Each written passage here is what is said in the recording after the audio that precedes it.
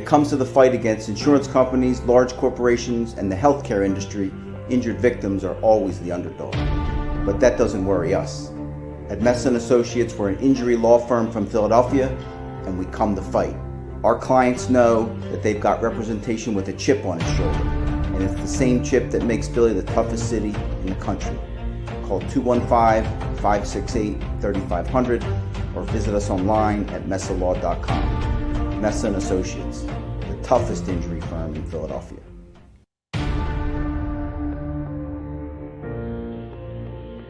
Hi, my name's Joe Messa.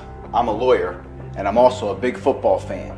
I'm a 25-year Eagles season ticket holder, and there's a new postgame show in town. Welcome to the live postgame show with Derek Gunn, Mark Farzetta, Devin Caney, John McMullen, and the best right tackle in football, Lane Johnson.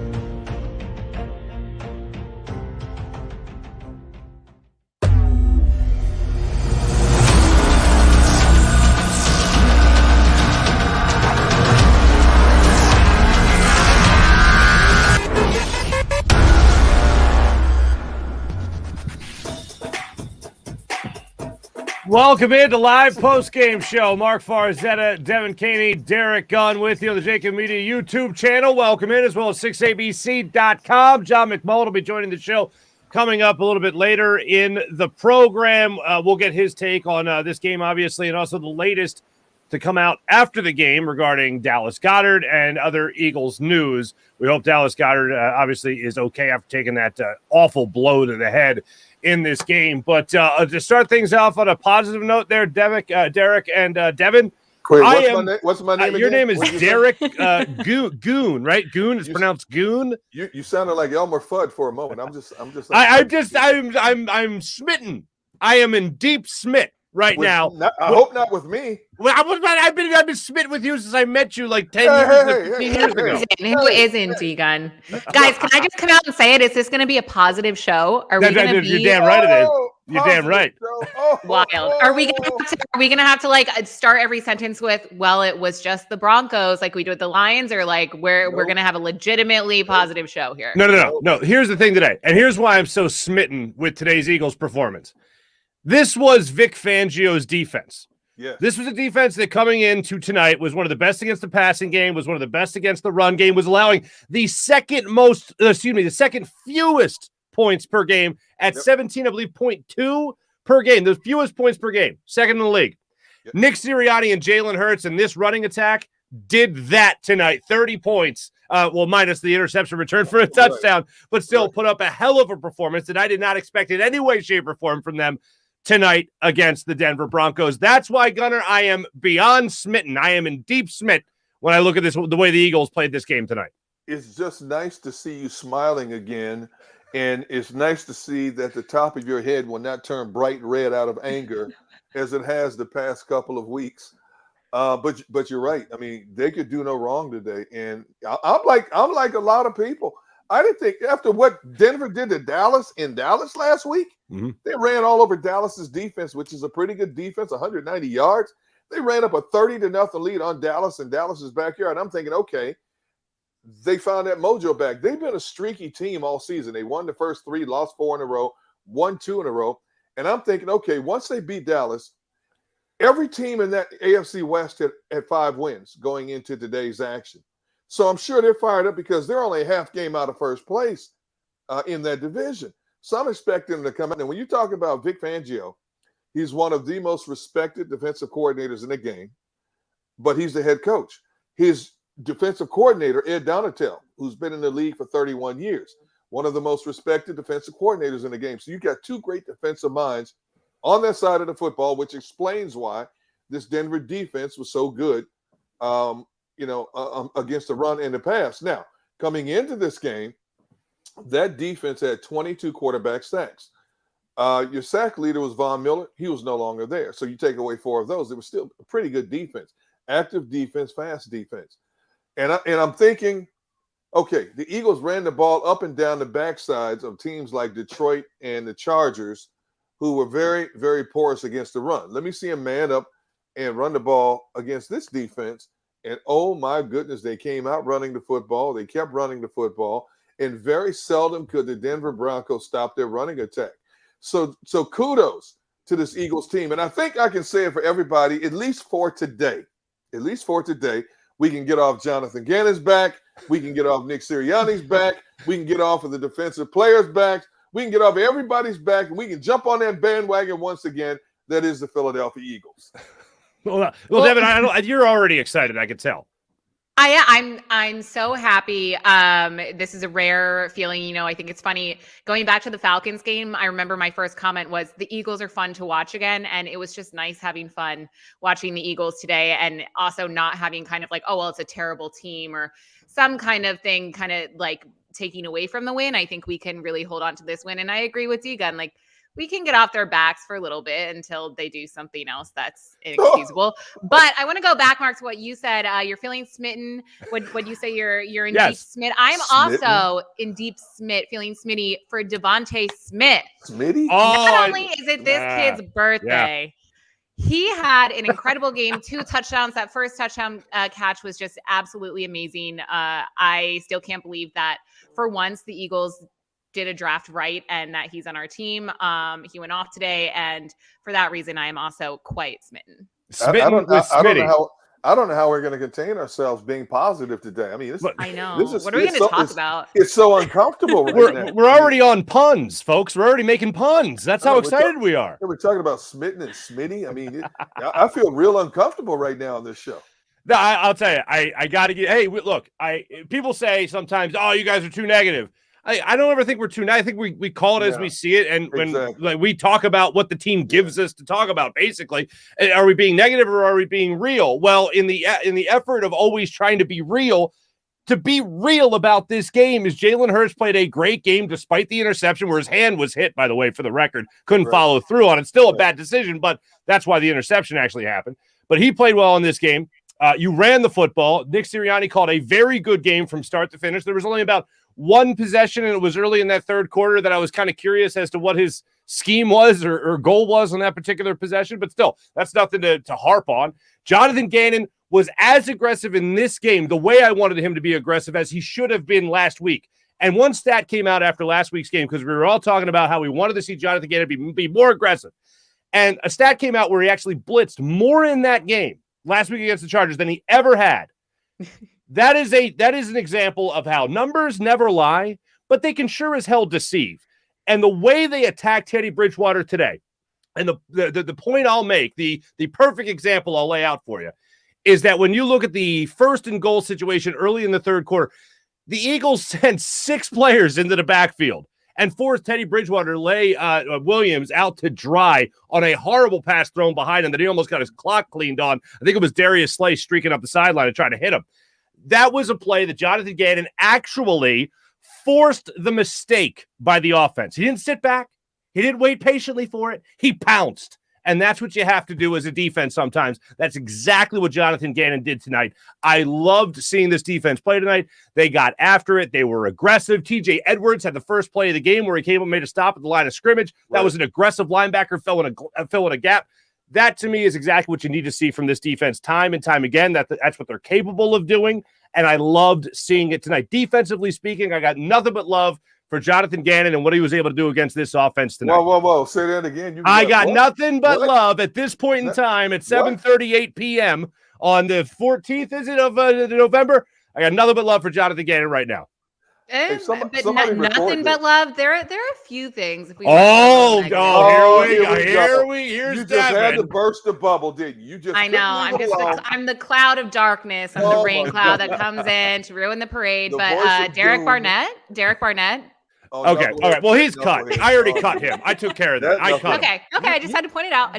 You talk about a guy who's doing everything possible to lower his value after this season is over. Oof. Every week. Last week he made a bonehead play. It cost him points. He made another bonehead play. It's like, really? You know the rule. You know the roughing the passer rule. Really? You just can't stay away from making bonehead plays. Okay, that was a bang bang play, right? That was bang bang play. No. He could have pulled up on that play. No. Okay. I mean, look, I'm taking into account how the game's called now. No. But no, okay. No. Let me say it again. No. One more time. Let me say no. Mhm. He could have pulled up. He had plenty of time to pull up on that play. Oof. I mean, it was a close play, but you know the rule. We see this play every week. Sure. Somebody gets called for this mess every week. Players know it. I think players get to a point where they just want to get a hit on somebody, especially a quarterback, because quarterbacks are so protected in the National Football League. But you got to be smart about this stuff, man. You can't be this dumb. You can't be. If I'm his agent, I'm saying, look here, man. Fake an injury, do something, take a game off, man, because the more you play, the more you're hurting your financial status, the more you hurt my percentage after the season. Okay, if you're not going to stay out of the limelight for the wrong reason, just take a knee one game. Just clear your mind. Get your thoughts. I mean, come on, man. Seriously, Devin, do you bet? Are you a bettor? Not a big bettor, no. All right. Well, there's a lot of people that are with legalized gambling and all that stuff, and everyone like sports betting and all that stuff. Like, people are learning the new terms, and for those that have been betting for a long time, you know this term. Those that really don't, some of them might be new to you. A mush, and a mush. There's no explanation for it. There's no statistical, data to back up being a mush. It's just that you're a mush. You can't do anything about it. It's like you're in quicksand. The more you struggle, the more you sink. Derek Barnett is a walking mush, and he just can't make the right play. Even on what I think, Gunner, you did say it was a close play. Even on that particular play where I thought it was very close and a bang play, he just can't help it. He's mushed. The man is mushed. He just can't do it. He can't stop making penalties. He went through a nice little stretch where he stopped, and now he's right back to it with 2 in this particular game that you just can't have. He did have a sack. All right, fine, good for you. But after that, you're just looking at the guy continuously making bad penalties. Now, you know what? Hold on. Let the record show for a second there, Gunner. What? Devin started us down this negative path. I did. I'm so sorry. Look, when Mark says that Jonathan Gannon, who in my opinion still isn't completely off the hook, yes, he had a good game, did nothing wrong. There's nothing to complain about. There's nothing to critique. Nothing. Derek Barnett, that's a problem. This far into the season, that shouldn't be happening. So I'm sorry, guys. We can be positive from here on out. I had to get it out of the way. I'm sorry. So Devin, what you're saying basically about Jonathan Gannon is this: even a blind squirrel finds acorns once in a while. Is that what you're telling me? Is that what you're telling me right now? Okay. Well, all right. I just want to make sure I understood you here. So I think that the Eagles defense played a lot better than they have been this game. Yes. But I know you also talked to Bobby Taylor on your podcast this week, as did I, and talking to him, for those who don't know, former Eagles cornerback. And it was just really enlightening and concerning also to get his insights on the defense, especially versus what he had under Jim Johnson. And I just still don't think Jonathan Gannon's the guy. Even though we won. I think a lot of our win was on Jalen Hurts and our offense and play calling. I thought Nick Sirianni also did a good job this game. Hey, Devin, since you mentioned Bobby Taylor, you owe me, by the way. You owe me big time. Why? Because Bobby, he goes, hey, D-Gun, can you tell me about who's this Devin Caney? And I'm like, how do you know Devin Caney? He goes, well, she reached out to me about doing her podcast. What do you think? So I said, well, let's see now. Do I want to speak highly of her? Or should I tell him the truth? Let's see. So I spoke highly of you. Oh, man, you just had me nervous there. Wow. Like, so you ruined it. But, he came on, so thank you. He's a good dude. He's a good dude. That's a dude. I said, she's great people. You'll have a lot of fun. You have a lot of fun talking to her. So I said, okay, if you endorse it. So you know what? Now you don't owe me. I'll bring it up later down the road somewhere. Now you don't owe me. You owe me nothing. Okay. You're now forever in Gunner's debt. Oh my goodness. I didn't know I was vetted. Wow. But thanks for the reference, I guess. Hey, I'm just telling you, I'm here to help you. Not harm you. I'm here to help you. I wish I could help the Eagles more. But she said this sarcastically. Oh yeah, D-Gun, I really appreciate you. I'll get back to you on that one. See what I mean? I picked up. Yeah. I picked up on the sarcasm. Yeah, she laid it on pretty thick. She started this negativism, and it's just filtering down. I'm sorry. Derek Gunn, I'm so sincerely thankful. I'm out of here. Goodbye. And grateful. You guys have a good show. I'm off this show. Goodbye. Let's get on to that positive thing right there. Let's get back to that positivity for a second. All right. Let's do it. And yes, Devin, good luck. Good luck paying Gunner back by the year like 2035, because that's how long it takes to pay back those favors. I'll just buy him a bunch of meats to grill, and he'll be fine. He'll be cool. Deal. I'm good.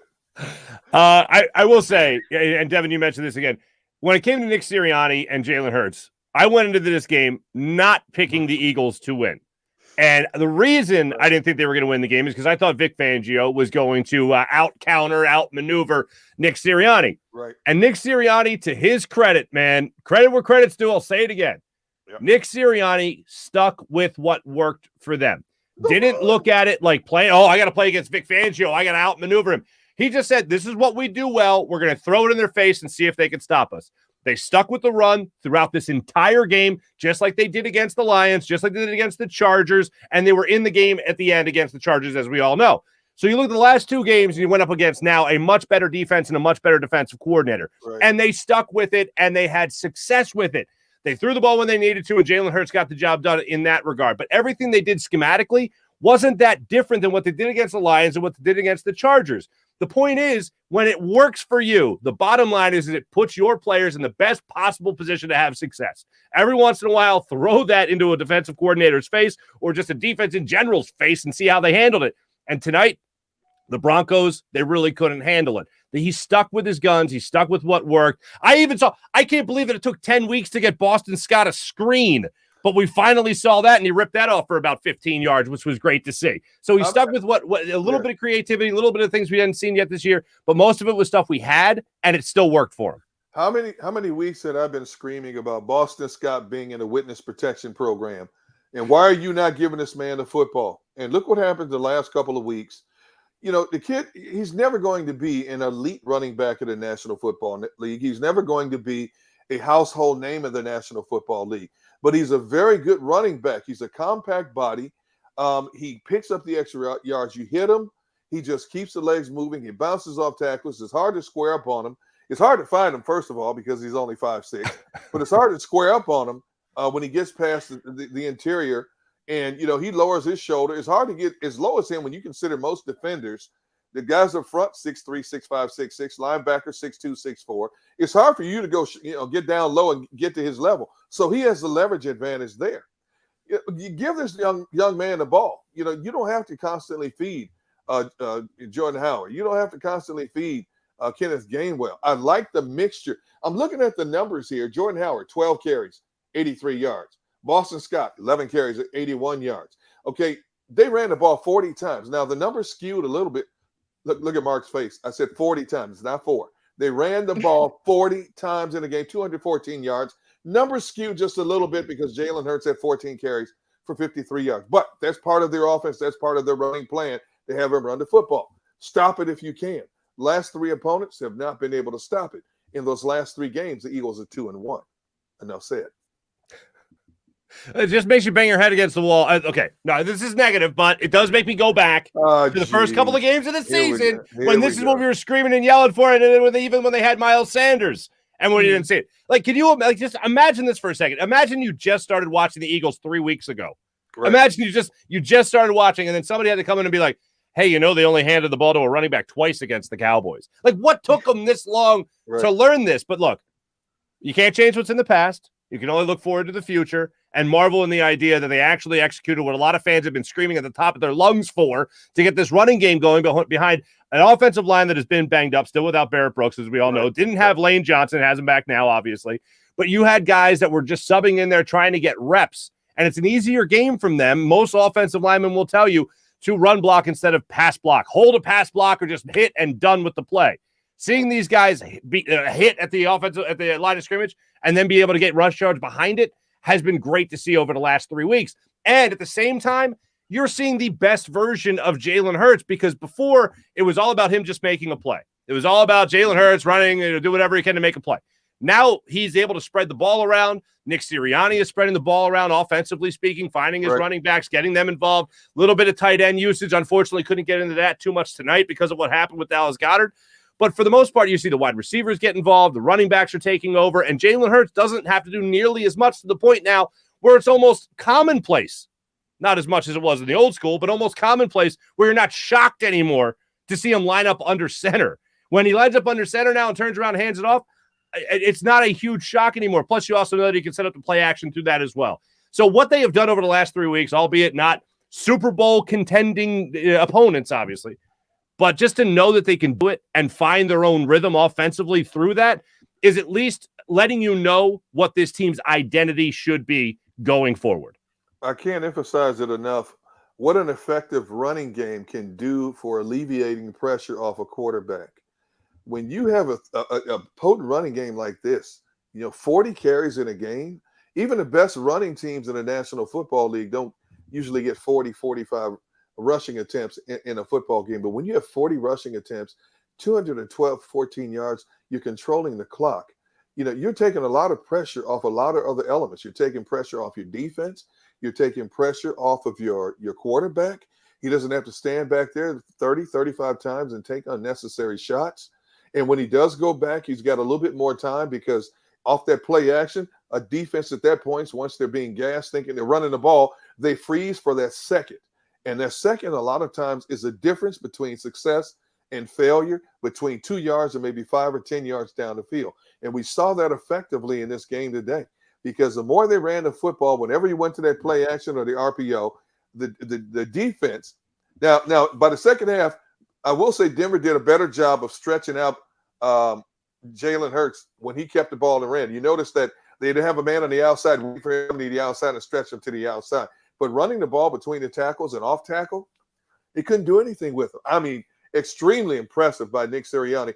But offensive line coach, Jeff Stoutland, I've watched this man work his craft for every year since he's been here. I've watched him work with young offensive linemen, veteran offensive linemen who comes here.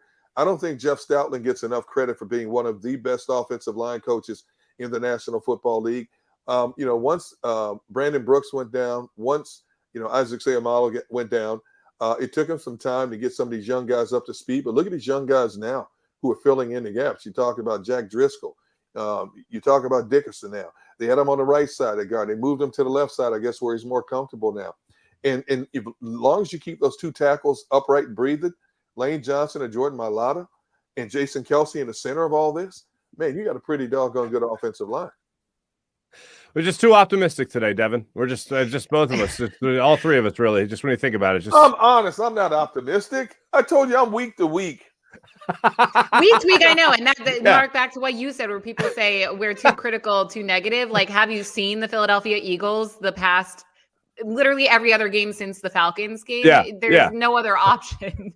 We're not bipolar. We're not bipolar. Their play is. Hey, Devin. Right, exactly. Blame the Eagles. Don't blame us. Hey, Devin, you know who the people are who say you're too negative? Who? You. The people who sit at home and they're just as negative as we are, except we're being honest. Okay. We are. So, we're in a city that's nicknamed Negadelphia? That's it. Is it? I've actually literally never heard that, but I know that Philadelphia fans are known to be harsh. So that's why I say, you're being too negative, really. And what did you say about the game? Well, I said this. Okay, so what's any different about what you said than what I just said? The only difference is I have a public forum to say it. You have a public forum to say it. That's the only difference. Yeah. So that's why when people say that, I'm saying, you know what? Good talking to you. Have a good day.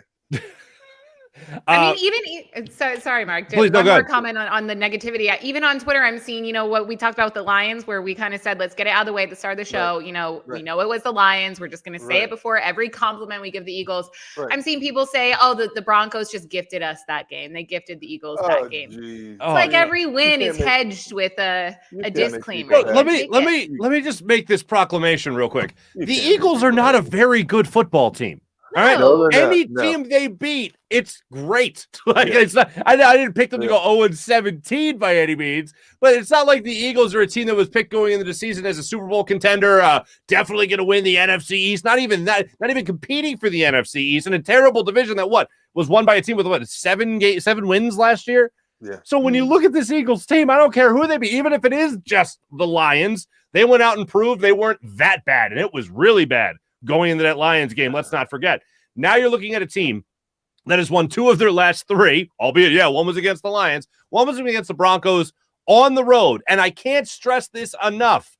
it was against not just a man who is so wildly respected throughout the league as a defensive-minded head coach, defensive coordinator, Vic Fangio, but he's also a guy that people look at with a great amount of respect when it comes to what he's done with that defense this year that was riding a high after shutting down an offense that happened to have Ezekiel Elliott and one of the best offensive line in football attacking them defensively. So that's what the Eagles did, or offensively. That's what the Eagles did tonight in Denver. That is huge to watch the way this Eagles team played against that defense. I can't go to it enough. You're talking about top 8 teams in pass defense, in run defense, second best in the NFL when it comes to points per. Like, that is something for Nick Sirianni and Jalen Hurts and the rest of this offense to hang their hat on and say, you know what, this wasn't just the Lions. We offensively speaking, they played well enough to beat the Chargers. Defensively speaking, not the case, unfortunately.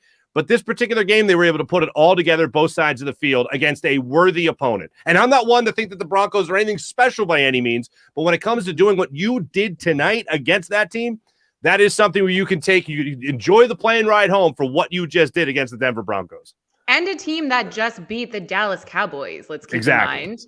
And you know what? I think a lot of my positivity comes from something that we mention, showing every day, every week, adjustments, improvements. That's all we wanted to see. Because like you said, the Eagles are not going to be a Super Bowl team. No one ever thought they were this season, right? It's a learning season, rebuild, whatever term you want to use. It's just seeing that improvement. And I think over the last 3 games, we've seen a lot of improvement from Nick Sirianni in the offense. And last week, I feel like we all kind of hit our breaking point with the defense where Jonathan Gannon just wasn't budging and making those changes that we all wanted to see. And this game, it was refreshing to see all the changes that we had been begging and pleading for any coach to make implemented in their game plan. No doubt. I still can't figure this team out. They play much better football on the road than they do at home. For whatever the case may be. They've had tough home opponents, though. Yeah, but they're 4-2 on the road now. Yeah. And Mark, adding to what you said about this is an Eagles team that's not a very good football team. But if we go back, this is an Eagles football team that's not that far off from having a winning record. They should have, and it could have and should have beat the 49ers. They could have and should have beaten the Chargers. So they've had their chances. I equate the Eagles to the Minnesota Vikings. Coming into today, the Minnesota Vikings had lost 5 games this season by a grand total of 18 points. They were 1-2 in overtime games this season. It was the Vikings team that couldn't find a way to finish games. Well, today the Vikings found a way on the road out west to finish the game against the division-leading Los Angeles Chargers. The Eagles go on the road, find a way to finish the game against a Denver Broncos team that was only half game behind the Chargers in the AFC West. And see, that's the beauty of the NFL week to week. You don't know what's going to happen. I mean, you look at the craziness that happened around the NFL week number 9 last week. I mean, Jacksonville holding the likes of Buffalo to 6 points of all teams, Jacksonville. Then you look at some of the games today. I mean, New England just trashed Cleveland. You look at that. Detroit plays Pittsburgh, even without Roethlisberger. They play Pittsburgh to a 16-all tie. I mean, are you kidding me? So up and down the board, I mean, Washington finds a way to beat Tampa Bay. I mean, seriously? Don't get me started on that. Don't get me started on that. See, but that's the beauty of the NFL. You know what? Always expect the unexpected in this league. That's what I love about it. And that's why I don't bet on games, because I would be sleeping in my car if I did. Did you see that Tom Brady? Hey, did you see that Tom Brady character? See that clown? See what he did after the game? No, what did he do now? He went up and he hugged. He hugged Heineke. He went up and hugged him. How about that? Huh? Yeah. Yeah. They embraced. Where's Nick Foles' hug? Tom, how about that? I don't like that. I don't like it one bit either. That's why Tom Brady sucks. How about that? Stop living in the past, Mark. Let sleeping dogs lie. No, I support it. I will never forget Tom Brady for that. Thank you. Revel in the glory of the moment. Speaking of the moment, there are 2 moments in this particular game that got a lot of play on Twitter. One, pretty hilarious. The other, not at all, in the least bit funny. We'll talk about those when we come back on the live postgame show. We're exclusively presented by Ocean Casino Resort. Go for the live show. Go for the win. More live postgame show when we return. Go for the midnight dares. Go for the memories. Go to get your spin on. Go to get your spa on. Go for the bubbles in your bathtub. and in your drink. Go for the steaks. And the steak. Go for him. Go for her. Go for the win. Go to Ocean Casino Resort. Book your trip at theoceanac.com. When it comes to the fight against insurance companies, large corporations, and the healthcare industry, injured victims are always the underdog.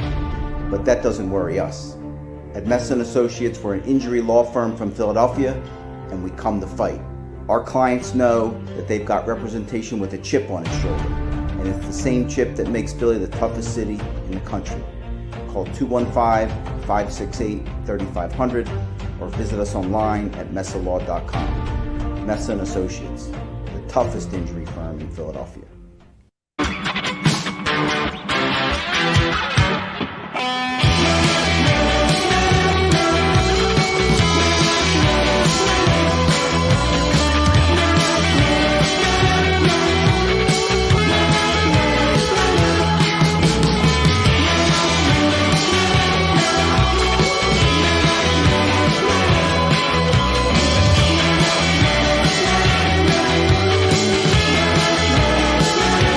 At Stateside Vodka, every new customer gets the world's best rocks glass. Free. What's that? A rocks glass? You're telling me that bottle is cut in half? You could say that. Holy shit. And you're telling me I can get one of these glasses for free? That's right. One free rocks glass per customer with each first-time purchase of Stateside Vodka. So good, it just disappears.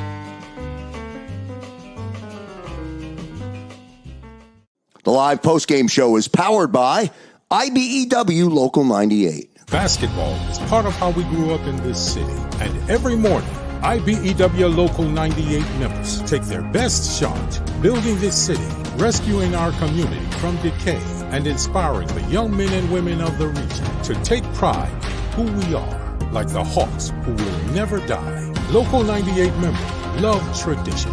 John Doherty, business manager of Local 98, says it this way: the best way not to forget where you come from is to never leave.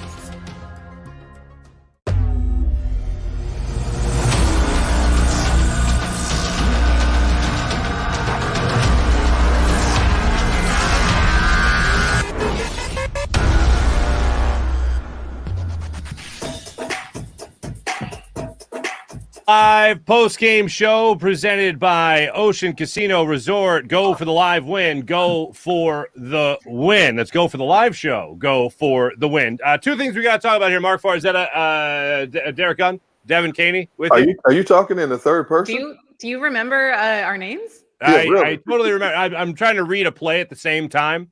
Two things I forgot to the talk downage. about Mark Farzetta. Well, let me see when D Gunn started talking to himself. See, D Gunn knows who he's talking to at that particular time. So just want to remind myself. No, I wasn't sure if it was a 3rd and 10 or a 3rd and 12. But the Dallas Goedert play, because there's two plays that we need to talk about here. One was the Dallas Goedert play, 3rd and 12. He catches the ball for 24 yards. It looked like Ronald Darby wrapped up his feet. He's going down. Justice Simmons comes in and forearm shiver to the head of Dallas Goedert. Should have been a penalty. No penalty called. The referee, though, at that exact time, after Goddard got up and looked shaken on that play, the referee grabs his shoulder and points to the bench like, hey, you better get this guy. He just got hit in the head. And I'm thinking, if he just got hit in the head, why isn't it a penalty? They show the replay. The hit from behind happened first with first off, he establishes himself as a runner. Darby wraps up his legs. He falls forward. The hit comes into the head, and he goes out and leaves the game, doesn't return. I believe by NFL definition, not a penalty. But my problem isn't really as much with the call as much as it is the rule. How is it, Gunner? How is it, Devin, that so often in football we see helmet-to-helmet contact, even though a player is going down as another player is being tackled, helmet-to-helmet still happens, and it's still a penalty? It seems like a huge hypocritical rule in the NFL rulebook. I had said when they decided to change this rule that my biggest concern, which has come to fruition time and time again, is you as an attacker trying to take down a ball carrier. Once you make a commitment to strike a certain target, how are you supposed to adjust at running at that speed? especially when the ball carrier at the last second decides to lower his shoulder and helmet to protect himself. You already have a bead on a certain spot you're going to hit. And 9 times out of 10, you get called for the helmet to helmet and not the offensive player. I think it's the most ridiculous rule. I understand and I applaud the fact that you're trying to make the game safer for players. But you've had a couple of years now, especially after seasons, the referee committee, to sit down and analyze how you're calling these, and yet it's still called the same way. And it's costing teams games in a lot of ways as well. You have to do something to improve upon this. The game was played a long time ago where if both parties lower their helmets at the same time, so be it. One was going to win. Ball carrier was either going to evade the tackler or the tackler was going to bring the ball carrier down. Now, all of a sudden, you've made the game so offensive-minded, trying to make the game safer, that you're doing an injustice to defensive players. And defensive players are as frustrated as you can possibly be by the way this is called now. I mean, basically what you're going to do eventually, and it's happened already, defensive players are going to succumb to more serious injuries because now you're asking them to adjust in a fraction of a second. By doing that, you're exposing certain parts of your body, your head, top of your crown of your head, or your neck, which could cause severe injuries, because now you're worried about striking your target at a point where it could cost you an additional 15 yards. And it's not, I hate to use this term, it sounds like a kid. It's not fair. It's just not fair because it's not fair. It really isn't. That ruling has to be adjusted moving forward. And I'm surprised this has been going on for a couple of years now, and there really hasn't been any adjustments made. Mm-hmm. Yeah, no, I totally, like, I get what you're saying where, you know, when you're running on defense, and I don't know if, who was it who had the second hit on Goddard? Simmons. Yeah. I don't know. Like, I'm sure that wasn't intentional. And Deegan, I get what you're saying where that can also cause injury, but that hit there's a few hits in the NFL where I kind of like jumped back. He got wrecked on that hit. I think there has to be a happy medium because it's ridiculous that he definitely has a concussion and was clearly shaken up getting off the field on that. He looks a little dazed getting up, and just the amount of times that these guys have to go through that, we all know it's not healthy. So the fact that there was literally zero penalty caught on that is ridiculous. But I also get what you're saying where when you're on defense, you can't just stop yourself or you'll hurt yourself. So in all honesty, where's the line? Because once you're asked to hit a moving target, and again, that target changes position, how are you supposed to defend that? Gunnar, to your point, that was my issue with helmet to helmet. Yes, take away helmet to helmet. It shouldn't happen. Guys are getting hurt, serious brain trauma. We all know the stories there, right? But if you're watching just the game, that implies that every single tackle has to be a form tackle. So where's the exception to the rule? I've seen players try to go in 4 knees to hit a running back at his knees, take out his legs as he's coming through the box, and the running back's lowering his head as well. Yeah. And instead, the defensive back or the linebacker, whoever's trying to come in, is trying to get lower where you're told to hit, and you end up having helmet-to-helmet contact. They're technically doing the right thing, but by rule, because it's a moving target and you're hitting the other player's helmet, that's a penalty. This particular play, the same thing happens pretty much, where Goddard's going over, gets tackled from the legs from behind. The defensive player comes in over the top. Goddard's falling to the ground and then gets hit. It's actually very similar to the Carson Wentz play that knocked him out of the playoffs against Seattle, where he was already falling to the ground and Jadeveon Clowney came down on top of him. Clowney should have still peeled off, should have been a penalty on him in that situation. Yes. But this play just happened to be his forearm. If it was his helmet, then it would have been a penalty. So it's such a hypocritical rule that the NFL has put out there. They need to address that, because otherwise you're going to see guys say, okay, well, I'll just make sure my head's up and I can still make a hit with my hand or my forearm. How does that make any sense? Oh, and just to make it better, what was it? Like 15 minutes of real time later, Avonte Maddox gets called for the taunting penalty. Yeah. After I forget who it was on the offense for Patrick, maybe for the Broncos, that kicked him first, kicked Avonte Maddox off. Avonte Maddox said something. Ref saw that, threw the flag for taunting. It's not that he taunting who is rule first. is ridiculous. Go ahead. I'm sorry, Devin. No, I just said it was ridiculous. You can go for it. It's not he who hits first. It's one who gets caught last. It's always the case. Right. What makes the helmet-to-helmet rule even more frustrating is with the multitude of cameras that you have in a game now, you have every possible angle covered. And when you look at the slow-mo replays and they show you that the defender has already committed the strike zone that he's going to attack, and you see the ball carrier get even lower to protect his body, basically his rib cage and things like that. It is the ball carrier who initiates the helmet-to-helmet contact in a lot of cases. Yet the defender is the one who gets called for the penalties. So basically, it's like that old adage, damned if you do, damned if you don't.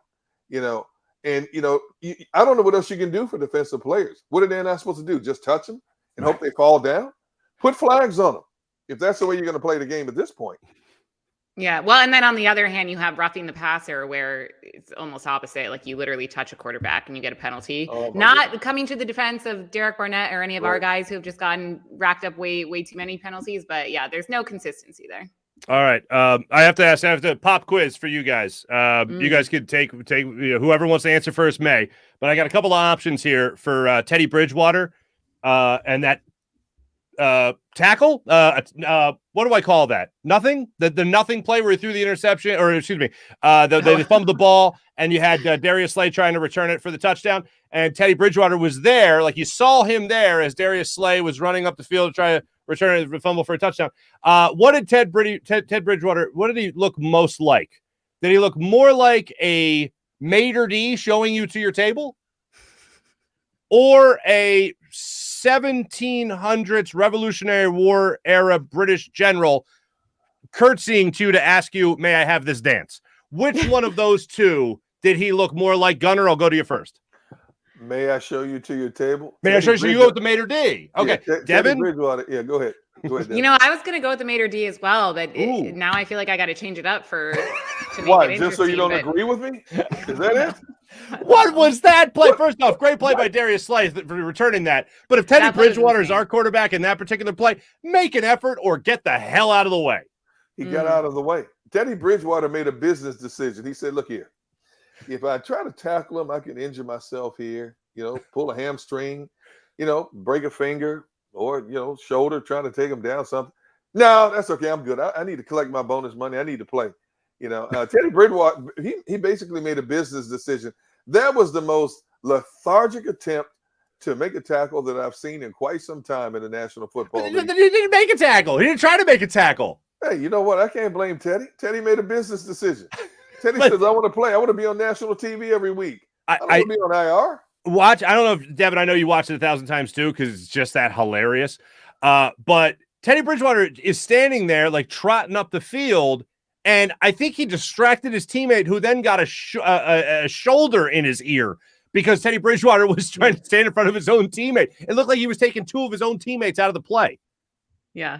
No, I actually tweeted side by side when the Buccaneers played, I believe it was the Saints. Tom Brady did something similar, but he actually had someone standing directly in front of him from the other team. And I get that. Like, I would be like, okay, look, you do you take my ball and run with it. But Bridgewater really didn't have an excuse here.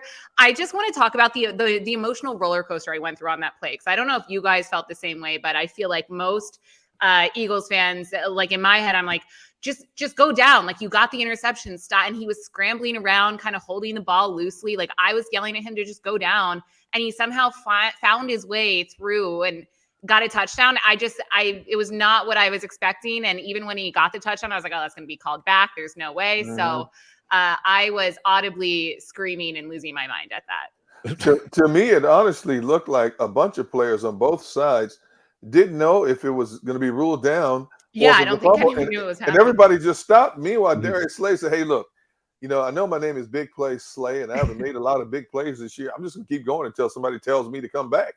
And lo and behold, it ends up being a touchdown, a great turn of momentum for the Eagles in their favor because, man, they haven't had a lot of that this year, and Darius Slay hasn't had a lot of big plays this year. So kudos to both, Darius Slay being heads up to try to get as much as he could out of that play.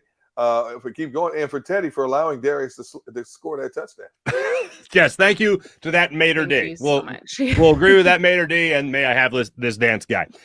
Devin, real quick. I just lost. Oh, there he is. Sean's agreeing with you, saying the rougher the passer call is garbage. I don't know if he's talking about Barnett in particular or the rule in general that the play that is garbage. I do enjoy the side-by-sides we always see of what, roughing the passer then versus now and how it's always changed, and where we're at now with roughing the passer, I got to say, and I am in no way, shape, or form trying to defend Derek Barnett. If we're on the other side of that, we're looking at that play being like, that's just 1,000 times ridiculous. Even if you're looking at it like from Teddy Bridgewater's eyes in that particular play, you're looking at it and you're going, I'm sorry, wait, what? Even, like the ball had just left his hand. Now, Derek Barnett, I noticed his head was down on the play. He wasn't exactly looking up. Had a great spin move to get to the quarterback. I don't know what he's supposed to do in that situation. You got to peel off.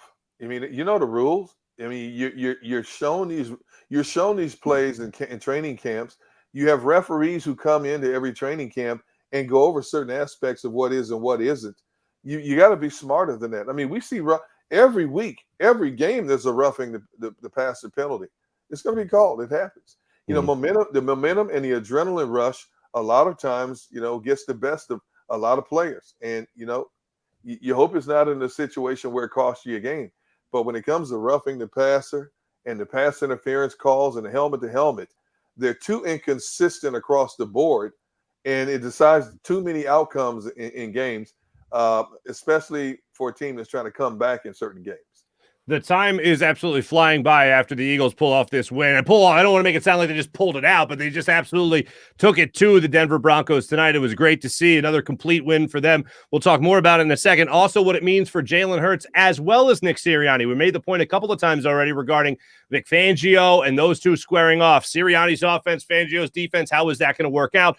We'll continue to explore that when we return. Also, a little bit later in the show, John McMullen will be joining us live from the Mile High City in Denver. Give us all the latest on the injury news regarding the Eagles after the game, as well as what Nick Sirianni had to say about his players post-game as well. Don't forget, we are fueled by Stateside Vodka. See the scroll below and use the promo code JAKIB, that's JAKIB, for 15% off a 1-liter bottle. Go to statesidevodka.com. More live post-game show when we return. Go for the midnight dares. Go for the game. Go for the hits. Go for the fans. Go for the win. Go to Ocean Casino Resort. Book your trip at theoceanac.com. At Stateside Vodka, every new customer gets the world's best rocks glass. Free. What's that? A rocks glass? You're telling me that bottle is cut in half? You could say that. Holy shit. The glass is for cocktails, right? It's for this, and that. Is the length of the glass equal to your... You betcha. But is it made out of... Glass? Okay, but is the rip... Smooth? Will you stop doing... That? I'm the professional here. And you're telling me I can get one of these glasses for free? That's right. 1 free rocks glass per customer with each first-time purchase of Stateside Vodka. All from the company that's highly awarded. 0 carbs, 0 sugar, and deliciously tasting vodka. So good, it just disappears.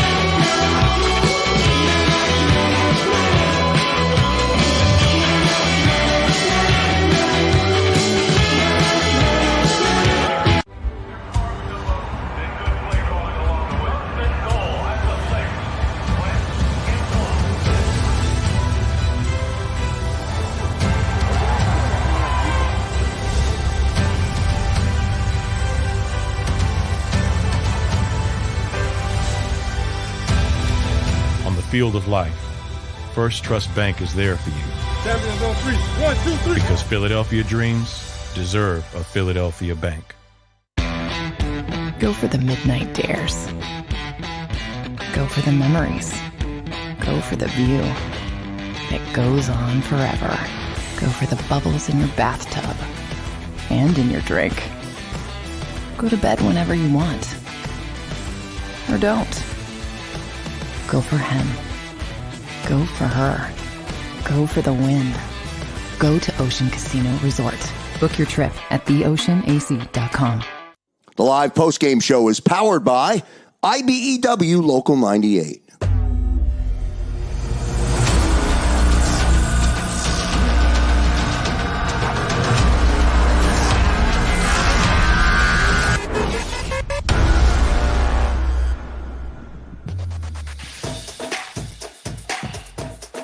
Welcome back, live post-game show. Mark Farzetta, Derek Gunn, Devin Caney with you on 6abc.com, as well as the JAKIB Media YouTube channel. John McMullen will be joining us coming in just a little bit from Denver. Do want to tell you that we are exclusively presented by Ocean Casino Resort. Go for the live show. Go for the win. Birdman 990 is hitting us up talking about Jalen Hurts, the obvious takeaway from this game, saying we're not praising him enough. I will say we did lead with Jalen Hurts and Nick Sirianni that this was one of the best games that they've had, really the best game, I think, since the first game of the season against the Atlanta Falcons that we saw them play. The competition, obviously a much better defensive mind with Vic Fangio. And I saw from Jalen Hurts, I had this thought going into the fourth quarter. We all know what Jalen Hurts is up against. And I'm judging him. I'm trying to judge him the way that this front office is judging him. Like, okay, no matter how well he plays, he's still competing against 3 first-round picks, most likely, going into next year's draft. So when I watched him in this particular game, these are the games Jalen Hurts has to have in order to have any shot of keeping this job after next year. That's what I saw from him tonight. I saw a pro go out there, make plays with his legs, make plays with his arms, keep his eyes downfield when he was trying to roll out of the pocket. I saw a guy play like a pro tonight. I saw a guy that looked like a guy that could be a franchise quarterback of an NFL football team. Loved what I saw from Jalen Hurts. Even the interception looked like his hand got hit. There wasn't a blitz pickup as well. I think Gainwell was back there with him. He should have had a better block on that particular play. He didn't. Ball got hit out of his hand a little bit on that throw, so that's why the interception happened. Overall, didn't think it was the best decision on that particular play, but still, that was a money throw he made to Devontae Smith. Devontae Smith made a play on the first ball that was put up there for him to make a play, which he got the first touchdown on. Second touchdown, money as well in his breadbasket, and then you also had an awful drop by Quez Watkins in the end zone that just went right through his hands. That was just a perfect throw, dot in the eye from down the field from Jalen Hurts as well. So that, to me, summed up a great game from Jalen Hurts tonight. I don't think Jalen gets enough credit for maintaining his poise and demeanor.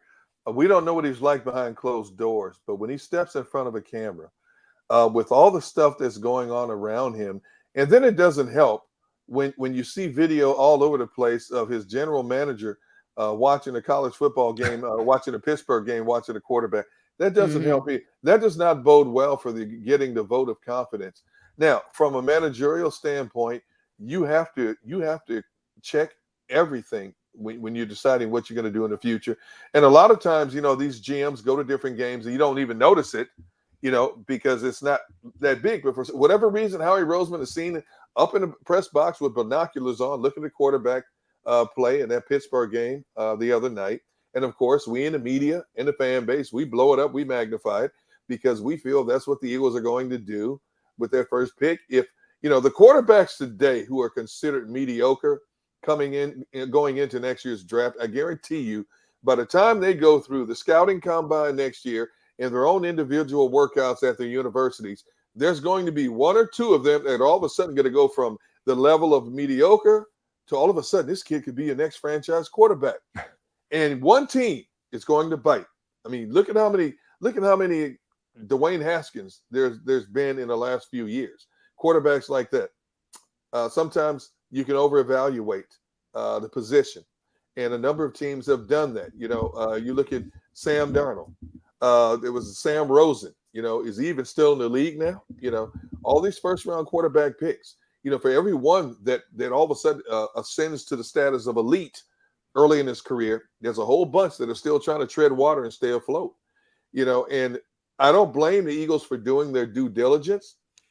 If that were me, if I was a general manager, I would have been sitting in the second or third row where the cameras couldn't have seen me. I would have had my head of scouting sitting in the first row with his binoculars, and I would have been asking him questions from a distance. But, Howie Roseman, he's right there up in the front, hanging out in the press box, binoculars on. And, of course, now, what is this young man, Jalen Hurts, thinking now? My GM doesn't even believe in me. What else do you want me to do? The young man protects the football. I'll give him that first and foremost. And I've said from day one, and I'll continue to say, I still think he's a great athlete who's playing quarterback, who's becoming a much better quarterback each and every week. You're right. He threw that great deep ball that Quez Watkins dropped, threw a great pass to Devonta Smith for the touchdown. Devonta went up with a great move and took it away from Patrick Surtain. So Jalen Hurts has the ability, and he's sure-handed with the football. I think his completion percentage today was like, close to 70%. We're always talking about the other quarterbacks completing 75, 85, 90% of their passes against the Eagles defense. Let's give Jalen Hurts some credit today. He completed almost 70% of his passes. He did, he kept his team moving, made the right decisions with the football. And a few times he was under duress. He even made the right decisions with the football then. So I see a young quarterback who still has not had a full season in the National Football League under his belt. This is his 14th game as a professional football player, and he's making progress. And that's what I've said from the beginning. I want to see him make progress each and every week. Did he have some setbacks? Yes. Hall of Fame quarterbacks have setbacks, but I still see that steady progress with him in terms of decision maker, using his legs when he has to, and being accurate when he needs to be. I totally agree with you. And I've, even before this game, which Jalen Hurts played incredibly, I've been a Jalen Hurts supporter, even when he hasn't had some good moments, some bad games, of course, that we've all seen. But we've talked about his mentality, and you can just tell he's such a leader for the entire team, for the offense. And I think that they need to give him time. I hated seeing that Howie video. It was funny because he also just looked ridiculous sitting up there. I feel so strongly that the Eagles use all of their early draft picks to draft young defensive talent. Do not draft another quarterback, because I simply do not think Philadelphia can handle another quarterback controversy. And I think it's totally unnecessary. Deacon, I always think back to a point you made, not even just like weeks ago, that has stuck with me, where, we have this young coaching staff. We have Jalen Hurts only in his second year. And this team is still learning who they are, and we're seeing that. And again, we always talk about adjustments and improvements, and I think we're finally seeing that on both sides of the ball, and that takes time. So if you go in and you draft a quarterback, whether it's Kenny Pickett or what, I mean, it's slim pickings this year too. We're just going to start over. It'd be starting from ground zero again, and that's just. I literally might have to lose my fandom in the Eagles if that happens, because I don't think I can emotionally handle it. And I don't think every other Eagles fan can handle that. I think give Jalen Hurts time. We saw what he can be today. We saw it last week. I think he has promise for sure. I could see the Eagles possibly trying to package a couple of their first round picks. If a certain quarterback comes available, people keep talking about Aaron Rodgers may be available. I don't think Russell Wilson. Russell Wilson may be. Do you think either one of them want to come to Philadelphia now and play for this team? No. And that's not a knock against Philadelphia, but you're talking about two guys who have won Super Bowls, who are the best of the best in what they do. They want to put themselves in a position like an Odell Beckham did, to be with a contender. Now, this Eagles team could be a contender next year, but at this stage of their careers, they don't want to take that risk. They want to go somewhere where they already have the pieces in place, like Tom Brady did going to Tampa Bay. You just want to be able to walk in and keep that machine moving. So all these people out here talking about, hey, Aaron Rodgers could come here, Russell Wilson could come here. Russell Wilson has a no-trade clause in his contract. Do you think he's going to give that up to come to Philadelphia? No. And if Jalen Hurts continues to play the way he's playing now, bite the bullet, give this young man another year. I'm not saying don't draft a quarterback somewhere down the road in the draft next year that you can develop. But I can't say it enough. You need defensive players. You need to get 3 of the top 10, 15 defensive players coming out in the draft next year. Build. Look what Dallas did. I can't say it enough. Dallas spent their first 6 draft picks on defensive players this year. Okay? Now, Dallas's defense is not considered a lights-out defense, but one of the biggest reasons why Dallas is 8-2 right now is because the defense has played a lot better. It has taken a lot of pressure off of that offense. That offense is loaded with weapons, but you can't win every 37 to 35 shootout. You've got to have a defense to make stops, and that defense has done that for them. That's why Dallas is playing the level of football they're playing right now. They got a bunch of kids flying around. They've got 3 or 4 young players who are contributing right now significantly. Go in that draft, get you 3 of the best 15 defensive players coming out of the draft, put them in place, keep building around that. You're going to bring some more veteran free agents in here because you're going to have more cap space. You may not need as much as you think you need if you let these young kids like Davion Taylor, Kayvon Wallace, these young guys keep developing, add to those pieces, and sprinkle the veterans that you need to make the defense that much better. You've got the offensive weapons in place. You got a good offensive line. You got a good trio of running backs. You got a young quarterback who's producing. You got a trio of great young wide receivers, that you can play with. You can win with that. You can win with that. Maybe not now because you're too far behind the 8 ball, but next year the product will be a whole lot better than what it is right now. So we're all in favor of drafting 3 defensive players in the first round, right? Absolutely. We're all in favor. Absolutely. Are we predicting that they actually will? No. Yeah, I didn't think so. I feel so strongly about it. I'm trying to scream it from the rooftops, please. Go head to the Art Museum steps and we'll shout it from there, and hopefully everybody hears us down there at the NovaCare Complex. Maybe we'll just go down with a bullhorn at NovaCare Complex and start yelling it at the end of the season. You know what? Someone to help shed a little light on what happened after the game is going to be joining us momentarily from obviously from the Mile High City to break down all that happened after the game with Nick Sirianni and give us a little bit more information as to what happened with the injuries in this game, most notably Dallas Goedert. John McMullen will join the post-game show when we return in a few.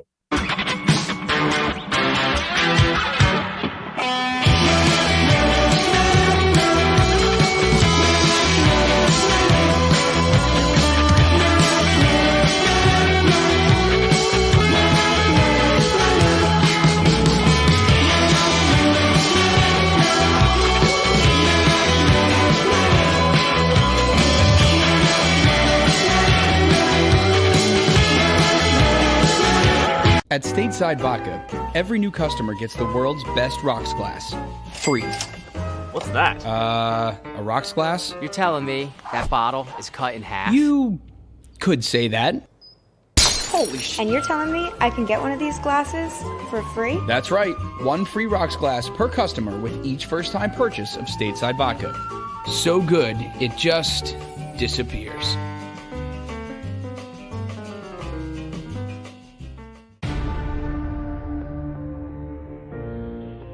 When it comes to the fight against insurance companies, large corporations, and the healthcare industry, injured victims are always the underdog. But that doesn't worry us. At Messa & Associates, we're an injury law firm from Philadelphia, and we come to fight. Our clients know that they've got representation with a chip on its shoulder, and it's the same chip that makes Philly the toughest city in the country. Call 215-568-3500 or visit us online at messalaw.com. Messa & Associates, the toughest injury firm in Philadelphia. Basketball is part of how we grew up in this city, and every morning, IBEW Local 98 members take their best shot building this city, rescuing our community from decay, and inspiring the young men and women of the region to take pride in who we are, like the Hawks who will never die. Local 98 members love tradition.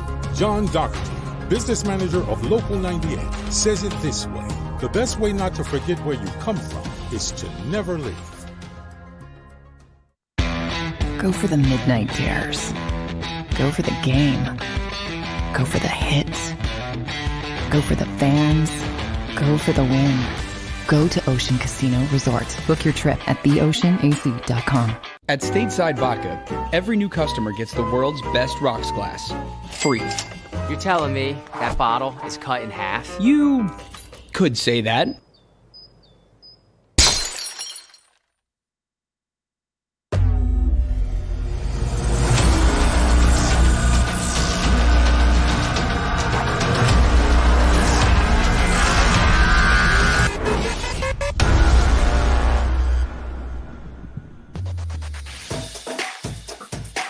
Welcome back, live post-game show. Mark Farzetta, Derek Gunn, Devin Caney with you, and joining us from Denver right now to give us all the ins and outs of what took place after the game.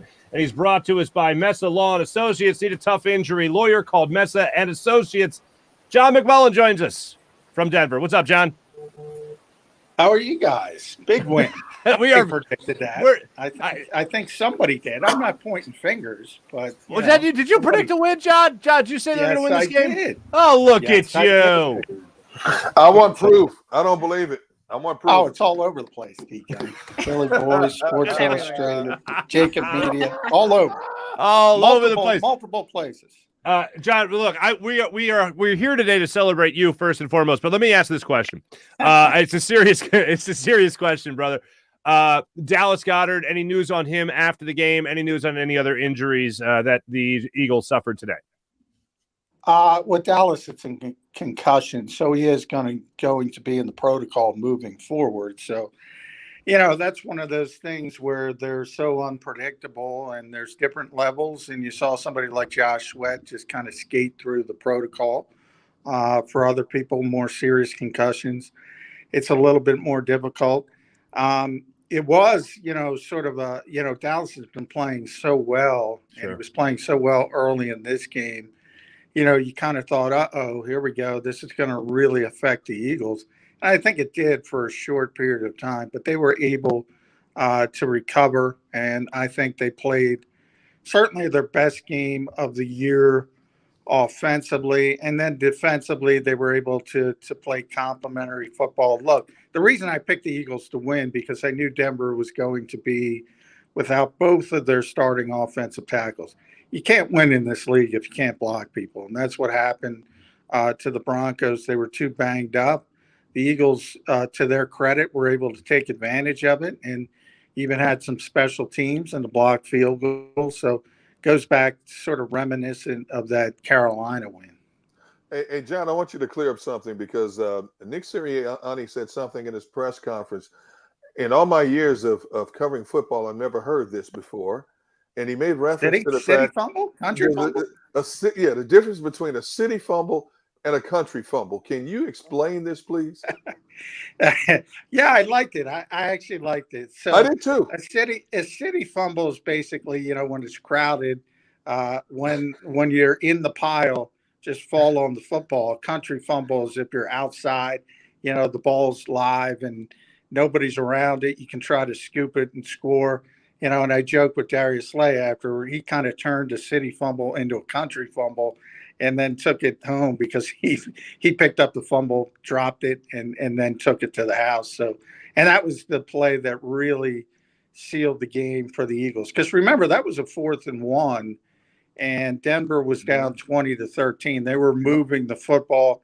The Eagles sort of came out in the second half, and that was the one, if you're going to nitpick, they didn't show really much of a sense of urgency offensively, and they sort of went back to their prior identity before this 4-game stretch of running the football was 3 and out, and then it was the interception, which wasn't Jalen's fault. That was Kenny Gainwell didn't pick up a pass rush and wasn't able to get through on his throw, turned into an interception, but Denver was coming. They were coming back, and that play completely crushed them.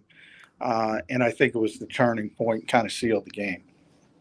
I'm starting to think that Nick Sirianni needs to write his own football terminology book, just with, fertilizer means this, flowers mean this.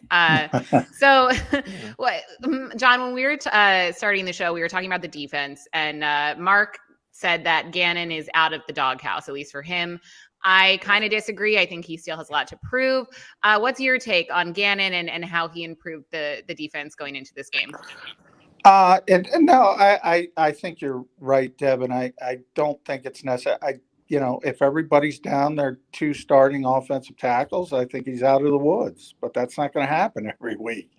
And you're going to have more difficult time trying to corral different offenses in this league at particular times. Now, we know the Eagles are through the difficult part of their schedule, and that's a positive. But, no, I still think the defense is a work in progress, to say the least. But I think the offense is as well. I do think that people are kind of over the top on criticizing Jonathan Gannon. I mean, at times this team has struggled against good offenses and really good quarterbacks, but they've also had some good games, and people kind of, want to sweep them under the rug as well. You can't necessarily do that either, but there's always the context of who you're playing.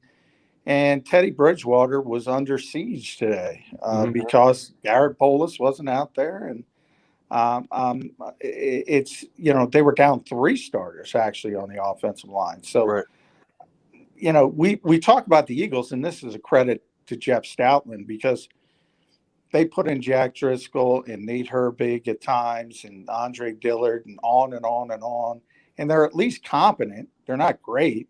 They're not Brandon Brooks or Isaac Sayamalo, but they're competent. You see other teams, and, man, they just completely fall apart. And you saw that with Denver today. On that note of Jonathan Gannon being aggressive or going to have success against an offensive line that's banged up, one thing I will give credit, if we look at the Lions game, for instance, John, and we say if they take some of these schemes and throw them at the Chargers, they'll work. And they did. Then they took some of the schemes that they used against the Chargers, used them in this game, and they worked, offensively speaking. But from a defensive perspective, I loved 1st and goal from the 10-yard line, 9-yard line, and you have Teddy Bridgewater drop back to pass, and 6 rushers are going after him in the backfield. They forced the errant throw, which was thrown over the head of Williams, who was in the flat there. I think it was Slay coming up the sideline, and they actually forced the mistake. A couple of plays later, the Eagles end up blocking the field goal, which is a hat tip to the special teams unit, obviously. But that's what I'd love to see more from Jonathan Gannon, is the aggression rushing 6, not just 4 or 5, and forcing the mistake as opposed to waiting for the mistake to happen.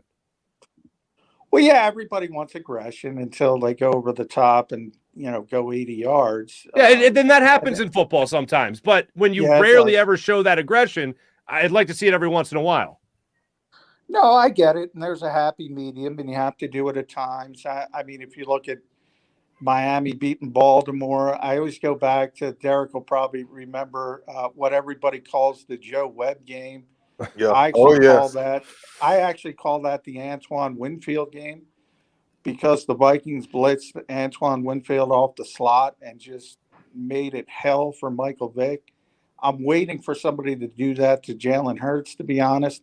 Miami just did it to Lamar Jackson. That's right. I think it's coming at some point, but again, it morphs from week to week. And I think that's, sort of the positive of Nick Sirianni. He's learning as he goes. I think Jonathan Gannon is learning as he goes. He saw an opponent he could be a little bit more aggressive with, and he was a little bit more aggressive with it. If you're playing Tom Brady, this is probably not the best week because he might have had his worst game in ages. But typically, if you're playing Tom Brady and you're going to blitz 6 at him, he's just going to pick you apart. He knows where it's coming from. He's going to throw right behind it, and you're going to look silly. So I do think you have to put the context of who you're playing into it. Real quick, I just want to say that the Ravens were blitzed 24 times by the Dolphins secondary. That's only counting the amount of times they sent secondary up. 24 blitzes from the secondary on Lamar Jackson. Sorry, Gunnar, go ahead. No, you haven't seen 24 blitzes from the Eagles secondary all season long, and you probably won't see it happen.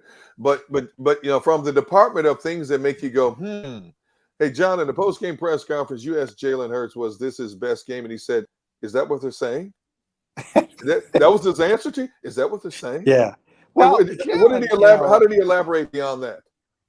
I think he's surprised by some of the how people take, because he had statistical success, and this goes when he doesn't have statistical success. He's very, I always talk about, he's very even keeled, so he's not going to be over the moon because he had a good first half. But I do think, it's pretty obvious it was his best half of football so far this season. And it's a launching point, but I just don't think he thinks that way. And I think he thinks it's interesting when people think that way. But that's how you're judged in the NFL, is results. And he had the results today. And, to him, it's more about the process, which I get. And I hate that term because the Sixers have ruined it in Philadelphia. But true. Jalen believes in a different type of process, and he thinks as long as he's improving, everything is headed in the right direction. And from his standpoint, I think that's a very good way to look at things. But I do think you have to be realistic as well, and you're going to be judged by results on the field, statistics, wins and losses, and all that stuff as well. And today was tremendous, especially in the first half. What does Jalen Hurts say? The only stat that matters is win or loss. So you'd think he'd be pretty happy with the stats after this game. So I know Mark and Deegan are going to give me a hard time for asking this, but we're being very positive this show. It's a weird feeling. But John, I want to know if you have any, or if anyone in the post game had any critiques or things that they need to improve upon. I mean, we still don't have a win at home, and our schedule is looking pretty easy moving forward. So, how do the Eagles ensure that we get some more wins? Well, they do have to figure out a way to win at home. I mean, it starts next week with New Orleans, and Trevor Siemian's going to be the starting quarterback. So it's not, what you think of the Saints typically. So it's another opportunity. For whatever reason, the Eagles had some very difficult opponents, obviously, at home early in the season. But at some point, you got 4 wins on the road, none at home. When, if you look at the Doug Peterson era, until the final year, they generally dominated at Lincoln Financial Field. So it's been a sharp change, and that obviously has to improve. And I think everybody understands that. Maybe part of the reason is there's a little bit more pressure, to be honest, to get off the schneid, so to speak, at home. And until they do it, I think it's going to be one of those things where it's really, really difficult. But as far as in this game, I mean, look, everybody was happy. Nobody was pointing. There were a couple things, on the interception, Kenny Gainwell didn't pick up and pass protection. Obviously, you had the Quez Watkins drop. That should have been a touchdown. That was a great throw by Jalen Hurts. I mentioned coming out in the second half, I thought they lost a little bit of sense of urgency, and they had the 3-and-out, and then the interception. They gave Denver a small opportunity to get back in the game. They probably want to tighten that up. Nick mentioned some of the penalties on defense, specifically the pre-snap ones. I know everybody's going to kill Derek Barnett, another personal foul, and he deserved that one. That's just, what they're calling. He did that sort of extra jump on Teddy Bridgewater at the end. Right. You can't do that in today's NFL. So small stuff like that. But, I mean, they dominated this game. And, it's interesting. How do you sit Jordan Howard? I mean, Miles Sanders is coming back. He's already on social media saying he's ready to go. He was on the sidelines tonight. 3 weeks. Yeah. And, he's obviously healthy, and the Eagles can bring him off injured reserve this week. I don't know how you sit Jordan Howard. They are a better football team with Jordan Howard.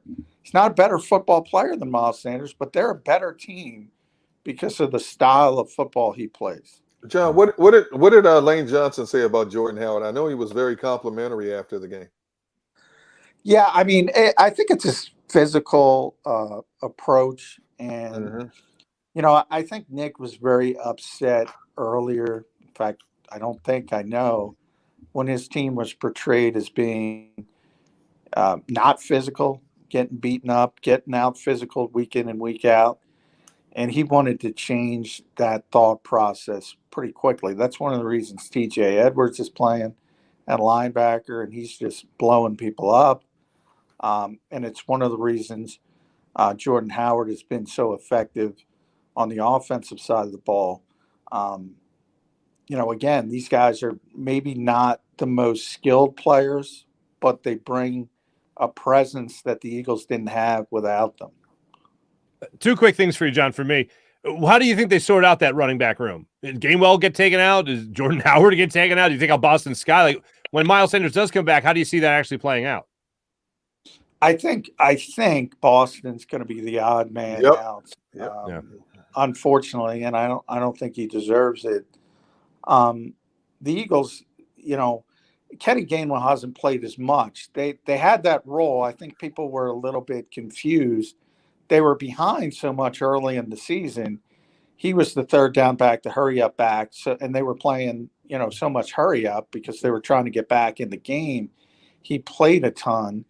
And then when they started taking control of games by running the football, they never wanted him to be the RB1, so to speak. And that's why it's not that Jordan Howard and Boston Scott jumped him. It's that that's not his role. So he'll keep that role. And Miles Sanders will come in and sort of take the Boston Scott role as the starter.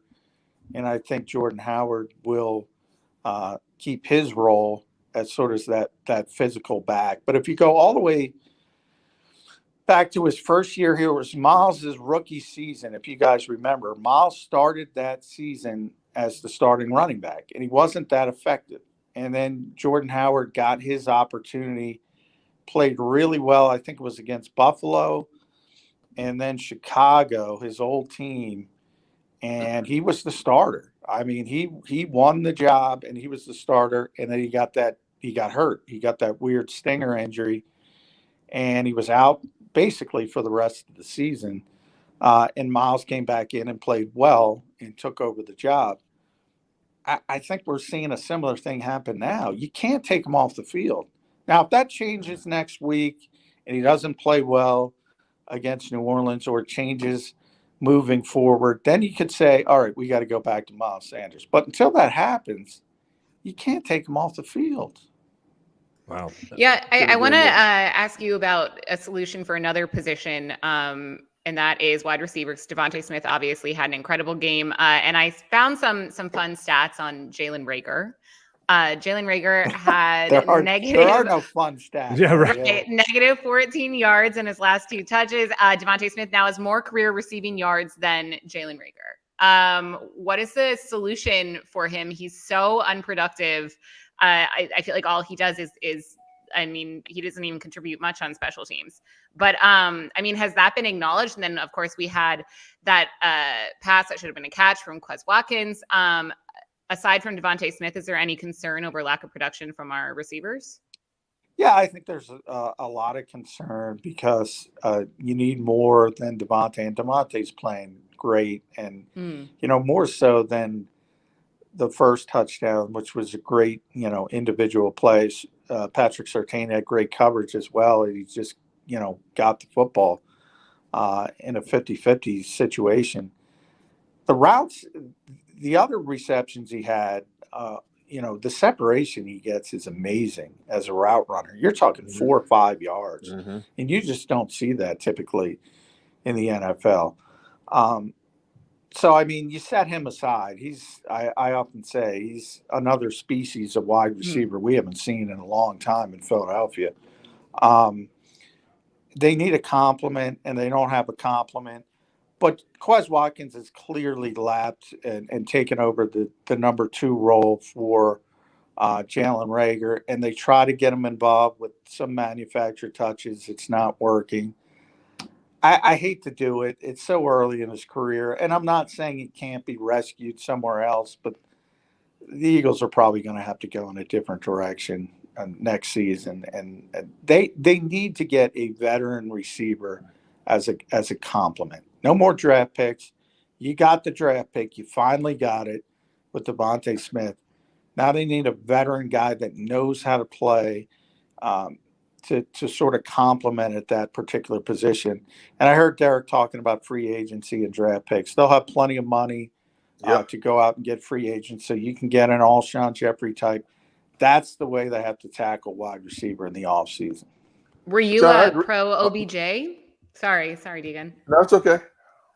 No, I mean, I don't think OBJ fits this team for what he wants or what they want from a culture standpoint, from what the Eagles want. But from he wants to be with a contender, and the Eagles aren't there. So they're not in a position to be in the conversation for guys like that right now. He wouldn't have wanted to come here, and I don't think I know they didn't have any interest in him, a lot because they know he didn't want to come here, to be honest. I know a lot of people are down on Jalen Reagor, and in some cases rightfully so, but when you look at his looks, his touches, you can't find out what he is or is not when he's only getting 1 or 2 looks a game. And I understand you have to make the most of your opportunities, but to get a true evaluation of what he is or is not, you've got to give him more looks. You have to. And because right now, everybody's down on Jalen, and I understand why, and I've been down on him as well. But you'd hate to see this team give up on him too soon and have him go somewhere and come back and bite you in the butt, especially if he goes in a division. You know, I know we're still frustrated that we took Jalen instead of Justin Jefferson. I get that. But he's here now. He's played for 2 different quarterbacks now. Nick Sirianni goes to him maybe one look in this game. Okay, in previous games, I see a lot of 1s, maybe 2s. You know, that's not how you develop a wide receiver when the bullets are flying for real. And I understand your star is Devonta Smith. Quez Watkins has the capability of being a very good complementary number 2. But this kid was a first-round draft pick, and you've got to do a fairer evaluation of him, because in Howie Roseman's case, how much more egg can you take on the face for blowing first and second round picks, which he's done like every other year. So I think somewhere along the line, you've got to give him a better evaluation before you decide what he is or is not. Yeah, I hear you, Degon. That's where I was at the beginning of the season. But Right. I understand. I mean, you're right about Howie Roseman. Howie Roseman wanted Jalen Reagor to succeed. Believe me, he wanted Jalen Reagor to succeed. And when you talk about fair evaluation, well, you know, Jalen played himself off, you know, the rotation. Nick Sirianni, he was the number 2 receiver to start the season. And Quez Watkins took over for him, not just because of what happens in games, but because of what happens in practice as well. And to be honest, if the Eagles had anything behind Jalen Reagor, and they don't, you're talking about Greg Ward, J.J. Arcega-Whiteside got banged up again today. I mean, they're not going to push anybody. So in a lot of ways, he's getting more playing time than he probably deserves, because the depth is so bad. I often talk about, you know, trying to serve 2 masters, and, you know, the Eagles are in a transition phase, rebuilding phase, whatever you want to call it. Well, Nick Sirianni is in the guts of a season now. He's trying to win games. That's his job. He's trying to beat the Denver Broncos at Empower Field on a Sunday, and he did it. And he's going to try to beat the New Orleans Saints. And he's going to do whatever it takes that week to beat that team. He doesn't care about Howie Roseman's flub of a first-round pick at this stage. And that's sort of the 2 different stages they come from at this particular time. And when you're a contender, as the Eagles were for a lot of the Doug Peterson era, those things kind of match up and wed. But right now, he's not playing because he doesn't deserve to play. Bottom line. I'm gonna root for that more, John. That Nick Sirianni doesn't care really about what Howie Roseman thinks. And I know right now it's about Jalen Reagor, and let's just hope that grows with a couple other things and opinions by Howie Roseman. John, I do want to ask you this. It's 14 games now with Jalen Hurts starting as an NFL quarterback. 14 games started now. What is your latest evaluation about what Jalen Hurts is going forward? I've said this pretty much from the start. He's improving. Today, I think, was his best game. I think he's better suited. I think the Eagles thought at the beginning of this season they needed to run the heavy RPO stuff, and that was the best way to go. They're now finding out the best way to go is to set him up with a good running game and let him have clearer windows to throw the football to open receivers. And all of it can look good, and they finally have an identity. They finally have a formula. But I heard you guys talking about the draft and Howie Roseman and going to see Kenny Pickett on Thursday night, which, by the way, he should do. That's his job. There's nothing wrong with it. He's not insulting anyone. I just know what the Eagles want, and they want a top 5 quarterback. They want a top 10 quarterback, and they're not going to stop until they get it. That doesn't mean it's going to be Kenny Pickett. It's always about the evaluation of the player. It might not be anybody this year, and Jalen Hurts is a starting quarterback next year as well, and he's you know, putting points into that column, so to speak. But I think ultimately the way the Eagles are playing now to win those games that I told you that Nick Sirianni's trying to do, ultimately, they don't want to play that way. They play that way because they have to play that way right now. They don't want to play that way. And they're going to look for that top 5 quarterback until they get him. That's just the thought process of this organization. And, that's kind of obvious. It's for most organizations. But this one more so than any other, maybe not any other, but Jeffrey Lurie has talked about having high-level, high-octane offense, whatever you want to call it, throwing, passing offense to be a consistent winner in this league. And that's what he believes. And he's always going to believe that. And he's probably right. Hey, John, I said earlier in the show, when it comes to evaluating the draft, in particular quarterbacks for next year, I don't want to see this organization end up chasing ghosts. Right now, as we look at it, the word is there's not that so-called elite quarterback coming out of the draft next year. But as you know, between now and the time that draft rolls around, you have these bowl games, you have the combine, you have the individual workouts, and all of a sudden an average quarterback ascends up the ladder to this kid could be your next franchise quarterback, and all of a sudden you end up taking the likes of the next Sam Rosen, Sam Darnold, Dwayne Haskins.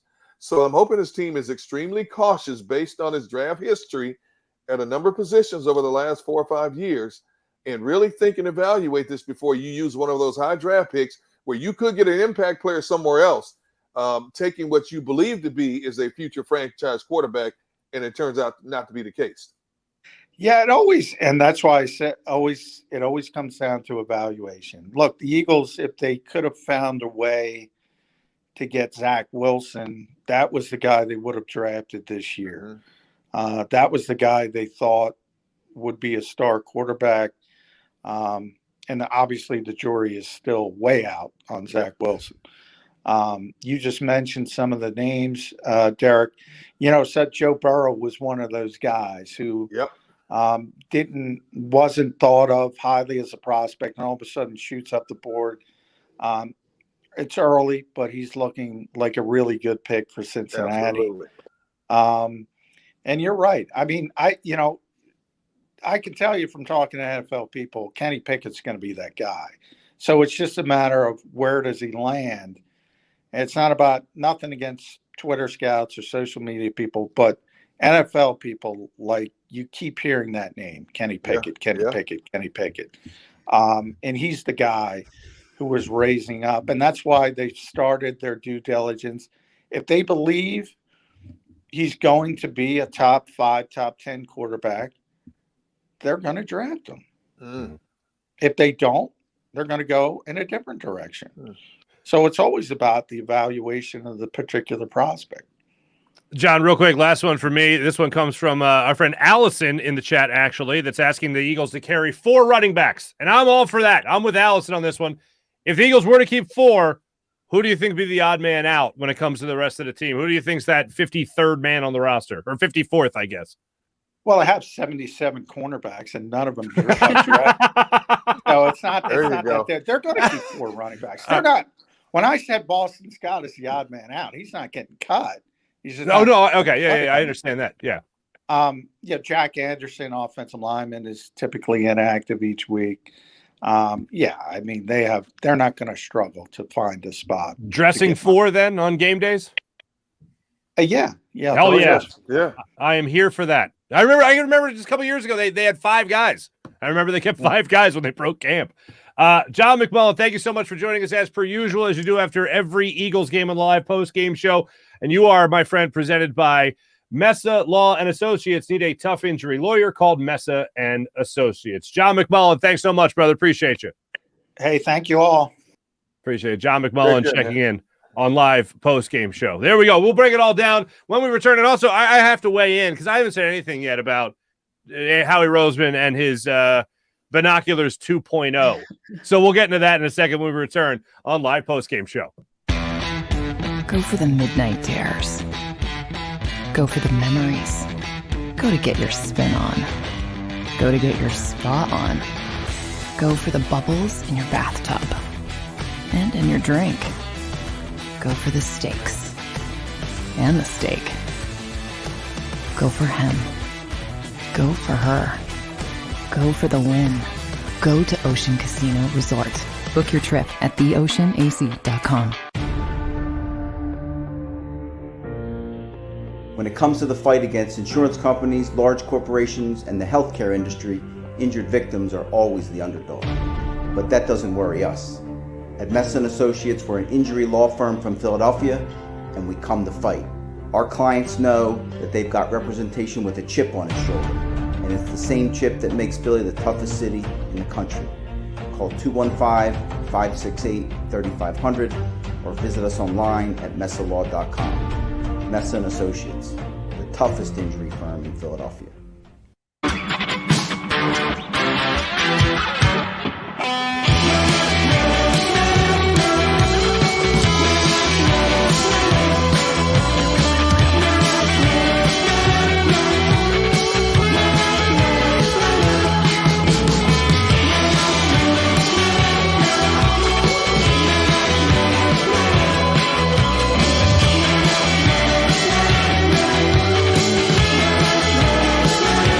At Stateside Vodka, every new customer gets the world's best rocks glass.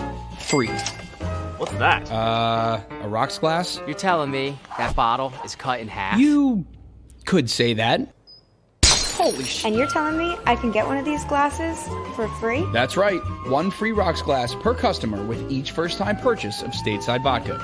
So good, it just disappears.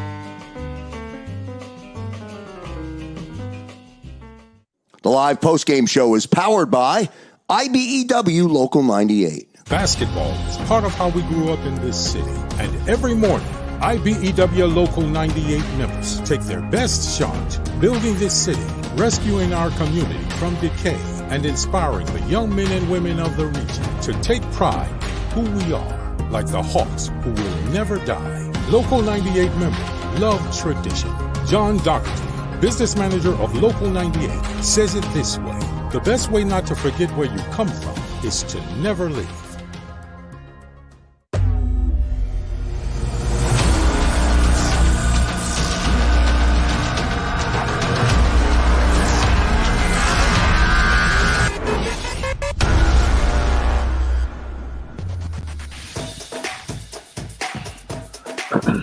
Welcome back, live post-game show. Mark Farzetta, Devin Caney, Derek Gunn with you. We are exclusively presented by Ocean Casino Resort. Go for the live show.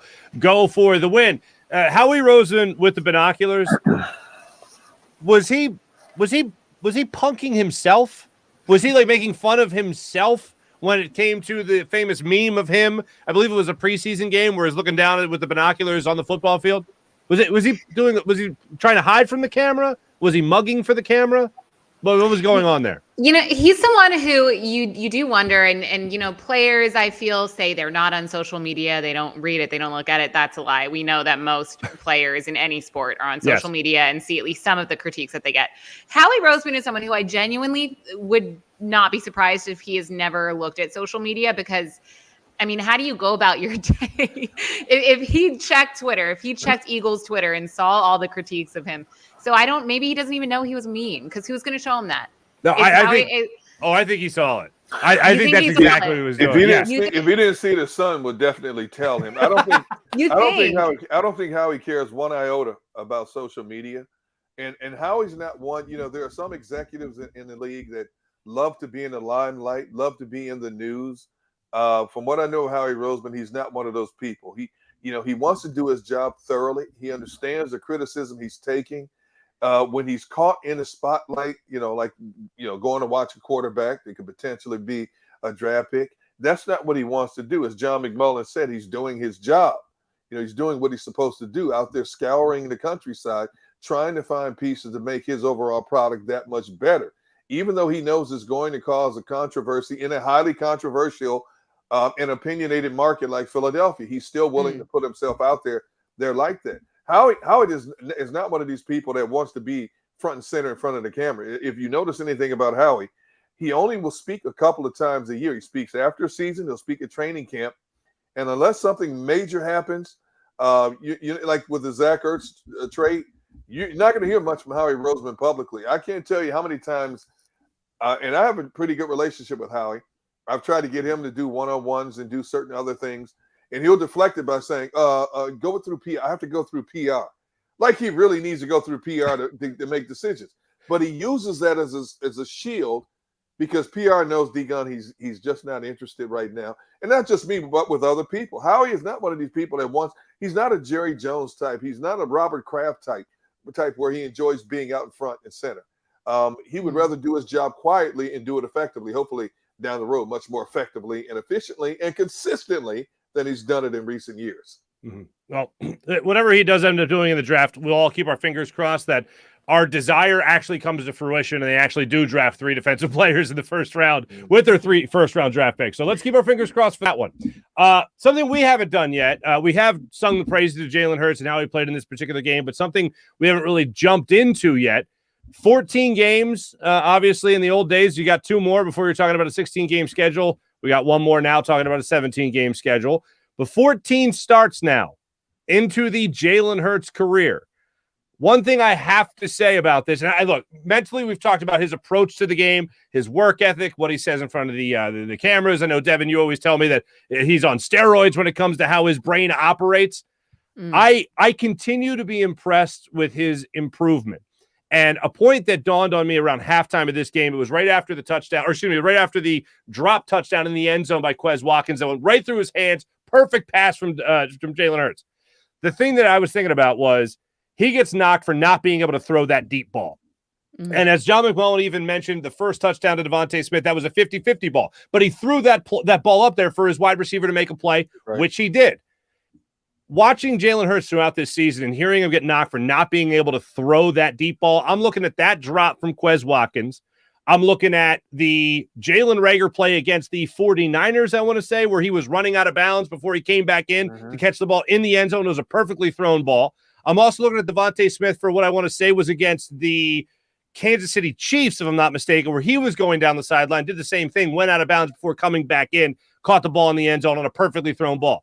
If Watkins catches that, Reagor catches that, and then also Devontae Smith catches that, you're talking about 3 deep throws from Jalen Hurts that were right on the money in the end zone that unfortunately got called back or were either dropped on those particular things. Those are nice things on your resume if you're Jalen Hurts and you're trying to build that resume as the season goes on. So I am continuously impressed with what I'm seeing from Jalen Hurts as far as his improvement and his head coach's improvement in calling plays that put him in a better position to be successful. I'm more impressed with his ability to extend plays. You know, you don't have to have a rocket arm to be a successful quarterback in the National Football League. And, you know, a lot of these teams don't rely on the deep ball. A lot of these teams rely on the short passing game, the swing passes, the hitch passes, the bubble screens, the quick post, the drag route, so on and so forth. It's nice to have the deep ball element in your game like teams like the Arizonas do and the Baltimores, but you don't have to have that to be a very successful team. And I love the way he handles himself under duress. You know, the last game in particular, you look at how many times the Chargers came at him off the edge and he pirouetted around backside and got out of there and picked up a lot of big yardage down the sideline. For whatever reason, the Chargers didn't play him as disciplined on the edges as Denver played him in this particular game. But the way he's able to adjust what's coming at him, and obviously that's coaching, that's the athleticism, and it's the ability to steadily improve each and every week. You're facing something different every week when you step to that line of scrimmage and call the signals. You're not going to see the same thing. And I think he's handled himself extremely well, protecting the football, not making a lot of turnovers. Hey, thank God he's not Sam Darnold. You know, we could have a Sam Darnold here. Thank goodness he's not that guy who's a turnover machine. Okay. Thank goodness he's not Daniel Jones in New York, you know, who to me is right now on the cusp of being a first round bust. You know, thank goodness he's not that guy. I think he's better than that right now than a Daniel Jones. You know, and that's what you want. You want a quarterback that the players feel comfortable with, the players respect, will listen to, a player that can move your offense and make plays. That's what Jalen Hurts can do right now for this team. And thank goodness he's not Carson Wentz. He would throw interceptions, not just all the time, but in the red zone. I mean, Jalen Hurts, yeah, he threw one today. It was tipped. It wasn't tipped. I don't know. But until then, he had only had, I think, 4 interceptions, which is pretty low. Right. He's got wheels. He's very mobile. And you know what? I've been holding back this thought about Jalen Hurts all season because I don't want to jinx it. So I don't hold Don't me do to it. this. Oh, no. Go. Come on. I have to hear it now. Don't do it. I felt with not just Carson, especially Carson Wentz, but pretty much every quarterback the Eagles have ever had, or really any quarterback, that they're made of glass. I would always say, like I'd always. Oh, no. I'm sorry. If I would have known this was it. No. Oh, no, please. Oh, God. That's what you get for asking. See? I'm sorry. But you I get told what you don't do where it. I'm going. I'm not going to say it, but am I wrong? Are we not worried? Like, Let's see. Knocking on wood. he did a flip last week. Like, come on. Hey, he looked like Willie Beeman in Any Given Sunday. He did. I'm telling you, man. But he bounced right back up. He's like, he bounced right back. Robert. Yeah, like, and I was not concerned whatsoever. I was like, oh, sick. That's cool. It wasn't like, Yeah. did he die? Man. Did he break his leg? Did he tear his ACL? You put it on the line. You put it on the line for your team. Whatever you have to do to make that play happen. That's what Jalen did. Yeah. He put it on the line. Just like Teddy Bridgewater. Just all out on the line. All for the team, baby. How many quarterbacks would make that flip, that front somersault to get that extra yard? Think about it. How many starting quarterbacks in the National Football League would take that risk? Not many. Not many at all. I got nothing on those guys. Nothing. I was going to go, how far back you want to go? You want to go Mike Vick? 2000, 2001? You want to go Mike Vick back then? Kevin Cobb. Let's see. Mike Vick. Wow. Yeah. Wow. No, Kevin Cobb wouldn't have done it willingly. It would have been a result of a hit that would have made him go through the air like that. That's like a rabbit being shot with buckshot, man. That is a very specific and haunting analogy. One thing I do have to bring up, because we haven't mentioned this yet either. We talked about the running game a lot as far as the Eagles actually using the run, establishing the run, sticking with the run over the last 3 games, using a lot of the same concepts. Yes, against the Lions, but also using against the Chargers, and then again today against the Denver Broncos. But I wanted to get this stat in because they actually put it up there on the broadcast. You had Boston Scott, Jalen Hurts, and Jordan Howard. It's the first time since 1950 you had 3 rushers, 40-plus yards, 3 straight games. First time since I believe the 1950 Eagles, okay? So I asked this Gunner, what was the 1950 Eagles team like? Oh, you got jokes. You got jokes, right? Remind me, if I see you in public and you're on the side of the road, and your car's broken down, if I just wave at you in passing, don't take it personal. It's just business. It ain't. I can picture you doing that while eating one of your smoked turkey legs. I can see you doing that with the rib hanging out the window and the sauce dripping down my chin. Mark, you need help? I'll get back to you, bro. Yeah. All right. I figured as much. I had to offset from the possibility of Jalen Hurts, something horrible happening. So let's hope that doesn't happen. And I'm sorry. No one come for me if something happens. Exactly. It had been on my mind for a long time. I had to get it off my chest. I'm sorry. Well, did you eat the chicken wing yet? Has that happened, Devin? No, it hasn't. Yeah. Okay. She's basically lied to us. She's lied to us, Mark. Look, Deegan, you were the one with the box of wings, and then you said I couldn't eat them. So I offered you some. You said no at first because you didn't want to get your makeup messed up. That's what you said. I did, and then I said if the Eagles win, I'll eat wings, and I don't have wings, so looks like you owe me some. Boom. Just like that, Gunner. Face! When we come back. About me. Wait a minute. This is about her. How did it become about me all of a sudden? Because she turned the table. Jedi mind trick. That's what she did. She turned the tables, Gunner. That's what she did. She turned the tables. When we come back, we're going to award game balls. It always feels good to award game balls. That's always good. Award them. That's great. We'll do that when we return. But I do want to tell you that we are fueled by Stateside Vodka. Use the promo code JAKIB. You can see it in the scroll below for 15% off a 1-liter bottle. Go to statesidevodka.com. We'll wrap things up on live post-game show when we return. Go for the midnight dares. Go for the game. Go for the hits. Go for the fans. Go for the win. Go to Ocean Casino Resort. Book your trip at theoceanac.com. At Stateside Vodka, every new customer gets the world's best rocks glass. Free. What's that? A rocks glass? You're telling me that bottle is cut in half? You could say that. Holy shit. Glass is for cocktails, right? It's for this, and that. Is the length of the glass equal to your... You betcha. But is it made out of... Glass? Yeah, okay, but is the rip... Smooth? Will you stop doing... That? I'm the professional here. And you're telling me I can get one of these glasses for free? That's right. 1 free rocks glass per customer with each first-time purchase of stateside vodka. All from the company that's highly awarded. 0 carbs, 0 sugar, and deliciously tasting vodka.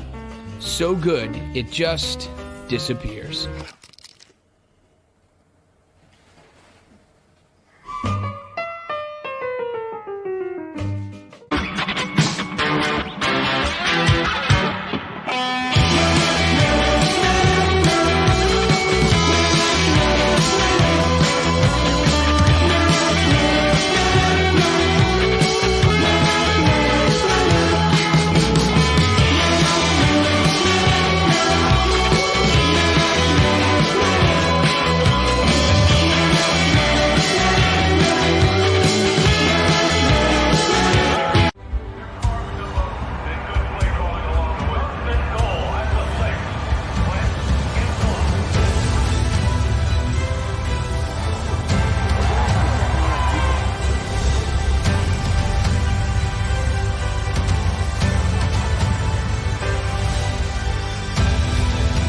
Field of life, First Trust Bank is there for you.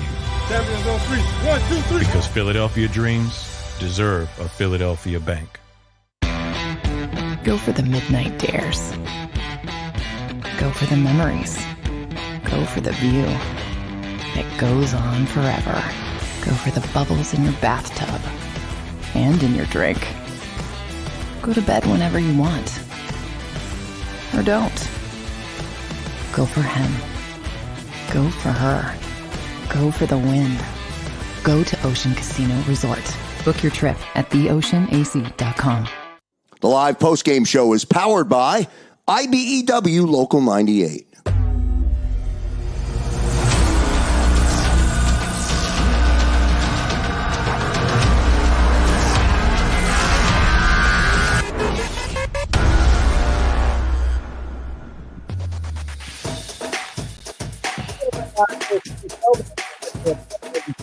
With you. Don't forget, after the show tomorrow morning, to be more specific, check out the JAKIB Media YouTube channel where you are right now, ladies and gentlemen, for the Bird 365 show with Jody Mack and Johnny Mack. First Trust Bank presents that fine program.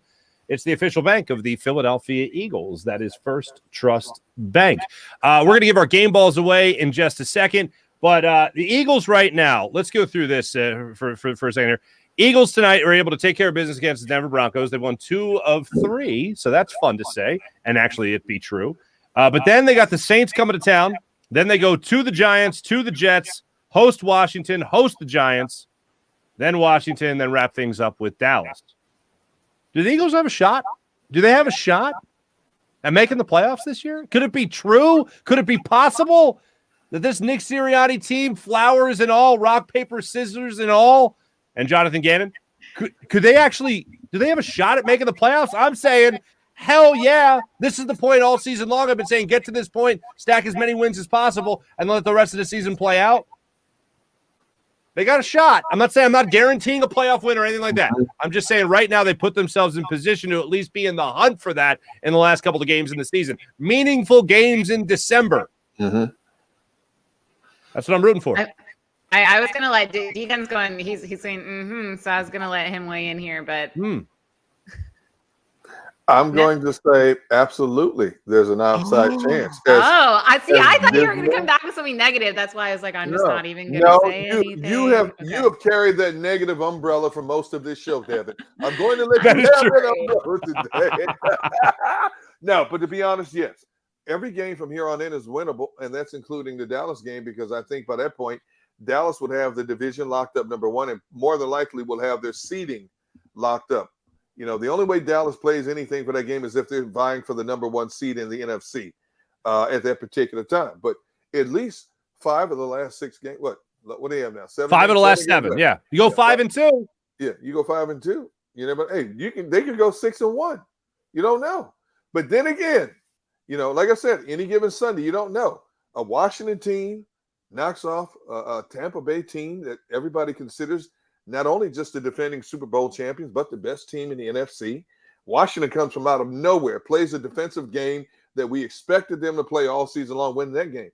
Last week, a Giants team knocks off the Raiders. So any given Sunday, you don't know what's going to happen. But I like the position the Eagles are in right now.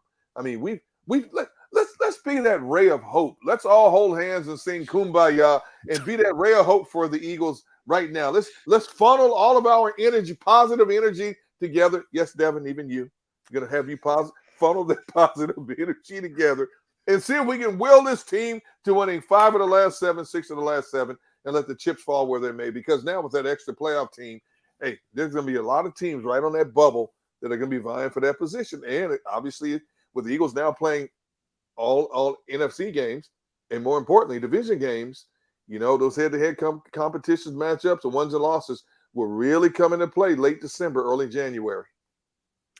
Look, the Eagles have, how do I put this, broken me mentally, emotionally, spiritually this season. So forgive me for not wanting to get my hopes up just to get my heart broken once again. But I think if the Eagles stay healthy, then yes, we have a shot.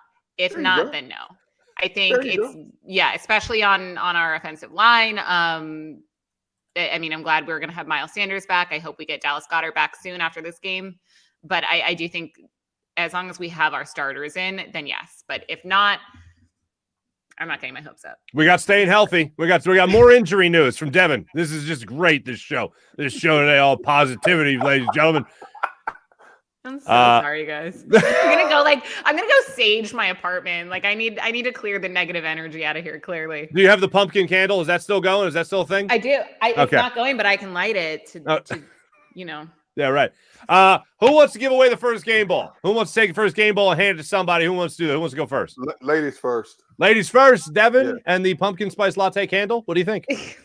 All right, I can go first, but I chose mine assuming that both of you were going to choose either Devontae Smith or Jalen Hurts. So if I'm wrong, I'm sorry if we're forgetting him, but I'm going with Darius Slay because I thought his fumble recovery for an 82-yard touchdown was incredible. I lost my mind. I went through an emotional roller coaster because I thought he was down. He somehow kept going. Teddy Bridgewater blocked his own teammate for him. It was incredible.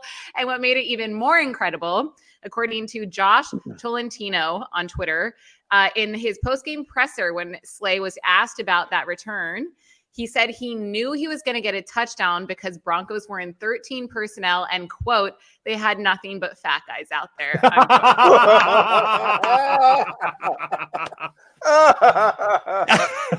If we only had one game ball to give away, that would be it. Absolutely. That's a great one. Gunnar, you want next? You want next on this one? I'm giving it to Nick Sirianni. Wow. Congrats on staying with the run. 40 rushing attempts. Now, I understand a lot of the rushing, not a lot, but a good portion of the rushing attempts came in that fourth quarter when you were just trying to run out the clock and seal the game. So good for you, Nick Sirianni, because you ran the football. You got away from it just a little bit in the game, and I'm thinking, here we go again. Then you went right back to it, and you sealed the deal. So, Nick Sirianni, you didn't buckle under pressure. You're listening to the fan base. You're listening to the media. You have 3 straight games now. You've run the ball down the opponent's throat. Good for you, Nick Sirianni. You get my game ball. That's a good one. I'd still say, Devin, you're in the lead, I think, when it comes to the game ball situation. I think mine is a close second, though, because I do think this will be the only time this year we're able to give this man the game ball. And this is a man that tonight was the single greatest defensive coordinator in Denver at Mile High tonight, ever. Tonight, great. Jonathan Gannon gets the game ball. Now, why? Because he sent 6 on the 1st and goal from the 9-yard line that rushed Teddy Bridgewater into a horrible mistake. Why would it go to Jonathan Gannon? Because he was aggressive. That's why. And also because coming into this game, Teddy Bridgewater was one of the best quarterbacks in the NFL when it came to completion percentage, completing about 71% of his passes. Only Kyler Murray, and actually, believe it or not, still ranked up there, was Seattle Seahawks quarterback Russell Wilson. He was number 2. Number 3 on that list was Teddy Bridgewater, who tonight was held to a 61% completion percentage. Way to go, Darius Slay. Way to go, Steven Nelson. Way to go, Jonathan Gannon, who gets my game ball today for the way they were able to play against this offense of the Denver Broncos. Jonathan Gannon, I never doubted you for a minute, well, before kickoff and really every other moment before then, and I kind of doubted you a little bit against New Orleans. But tonight, Jonathan Gannon gets my game ball. So there you go, ladies and gentlemen. How's that suit you?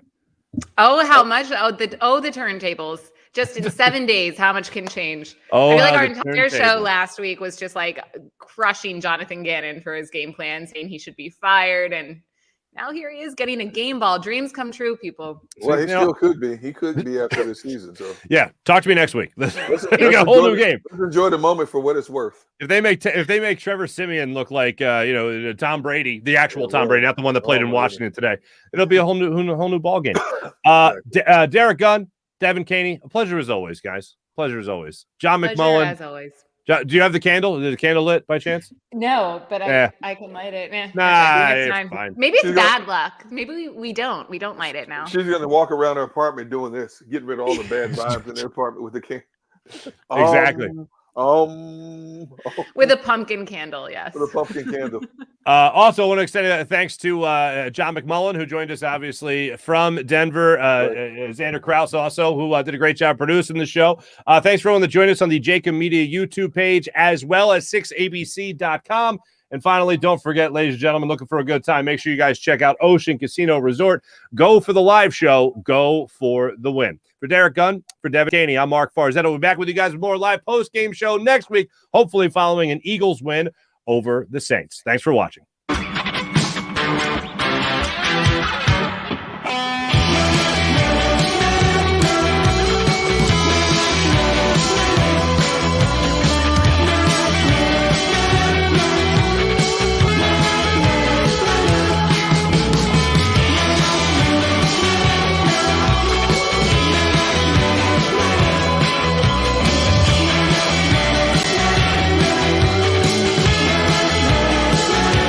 At Stateside Vodka, every new customer gets the world's best rocks glass. Free. What's that? A rocks glass? You're telling me that bottle is cut in half? You could say that. Holy shit. And you're telling me I can get one of these glasses for free? That's right. One free rocks glass per customer with each first-time purchase of Stateside Vodka. So good, it just disappears.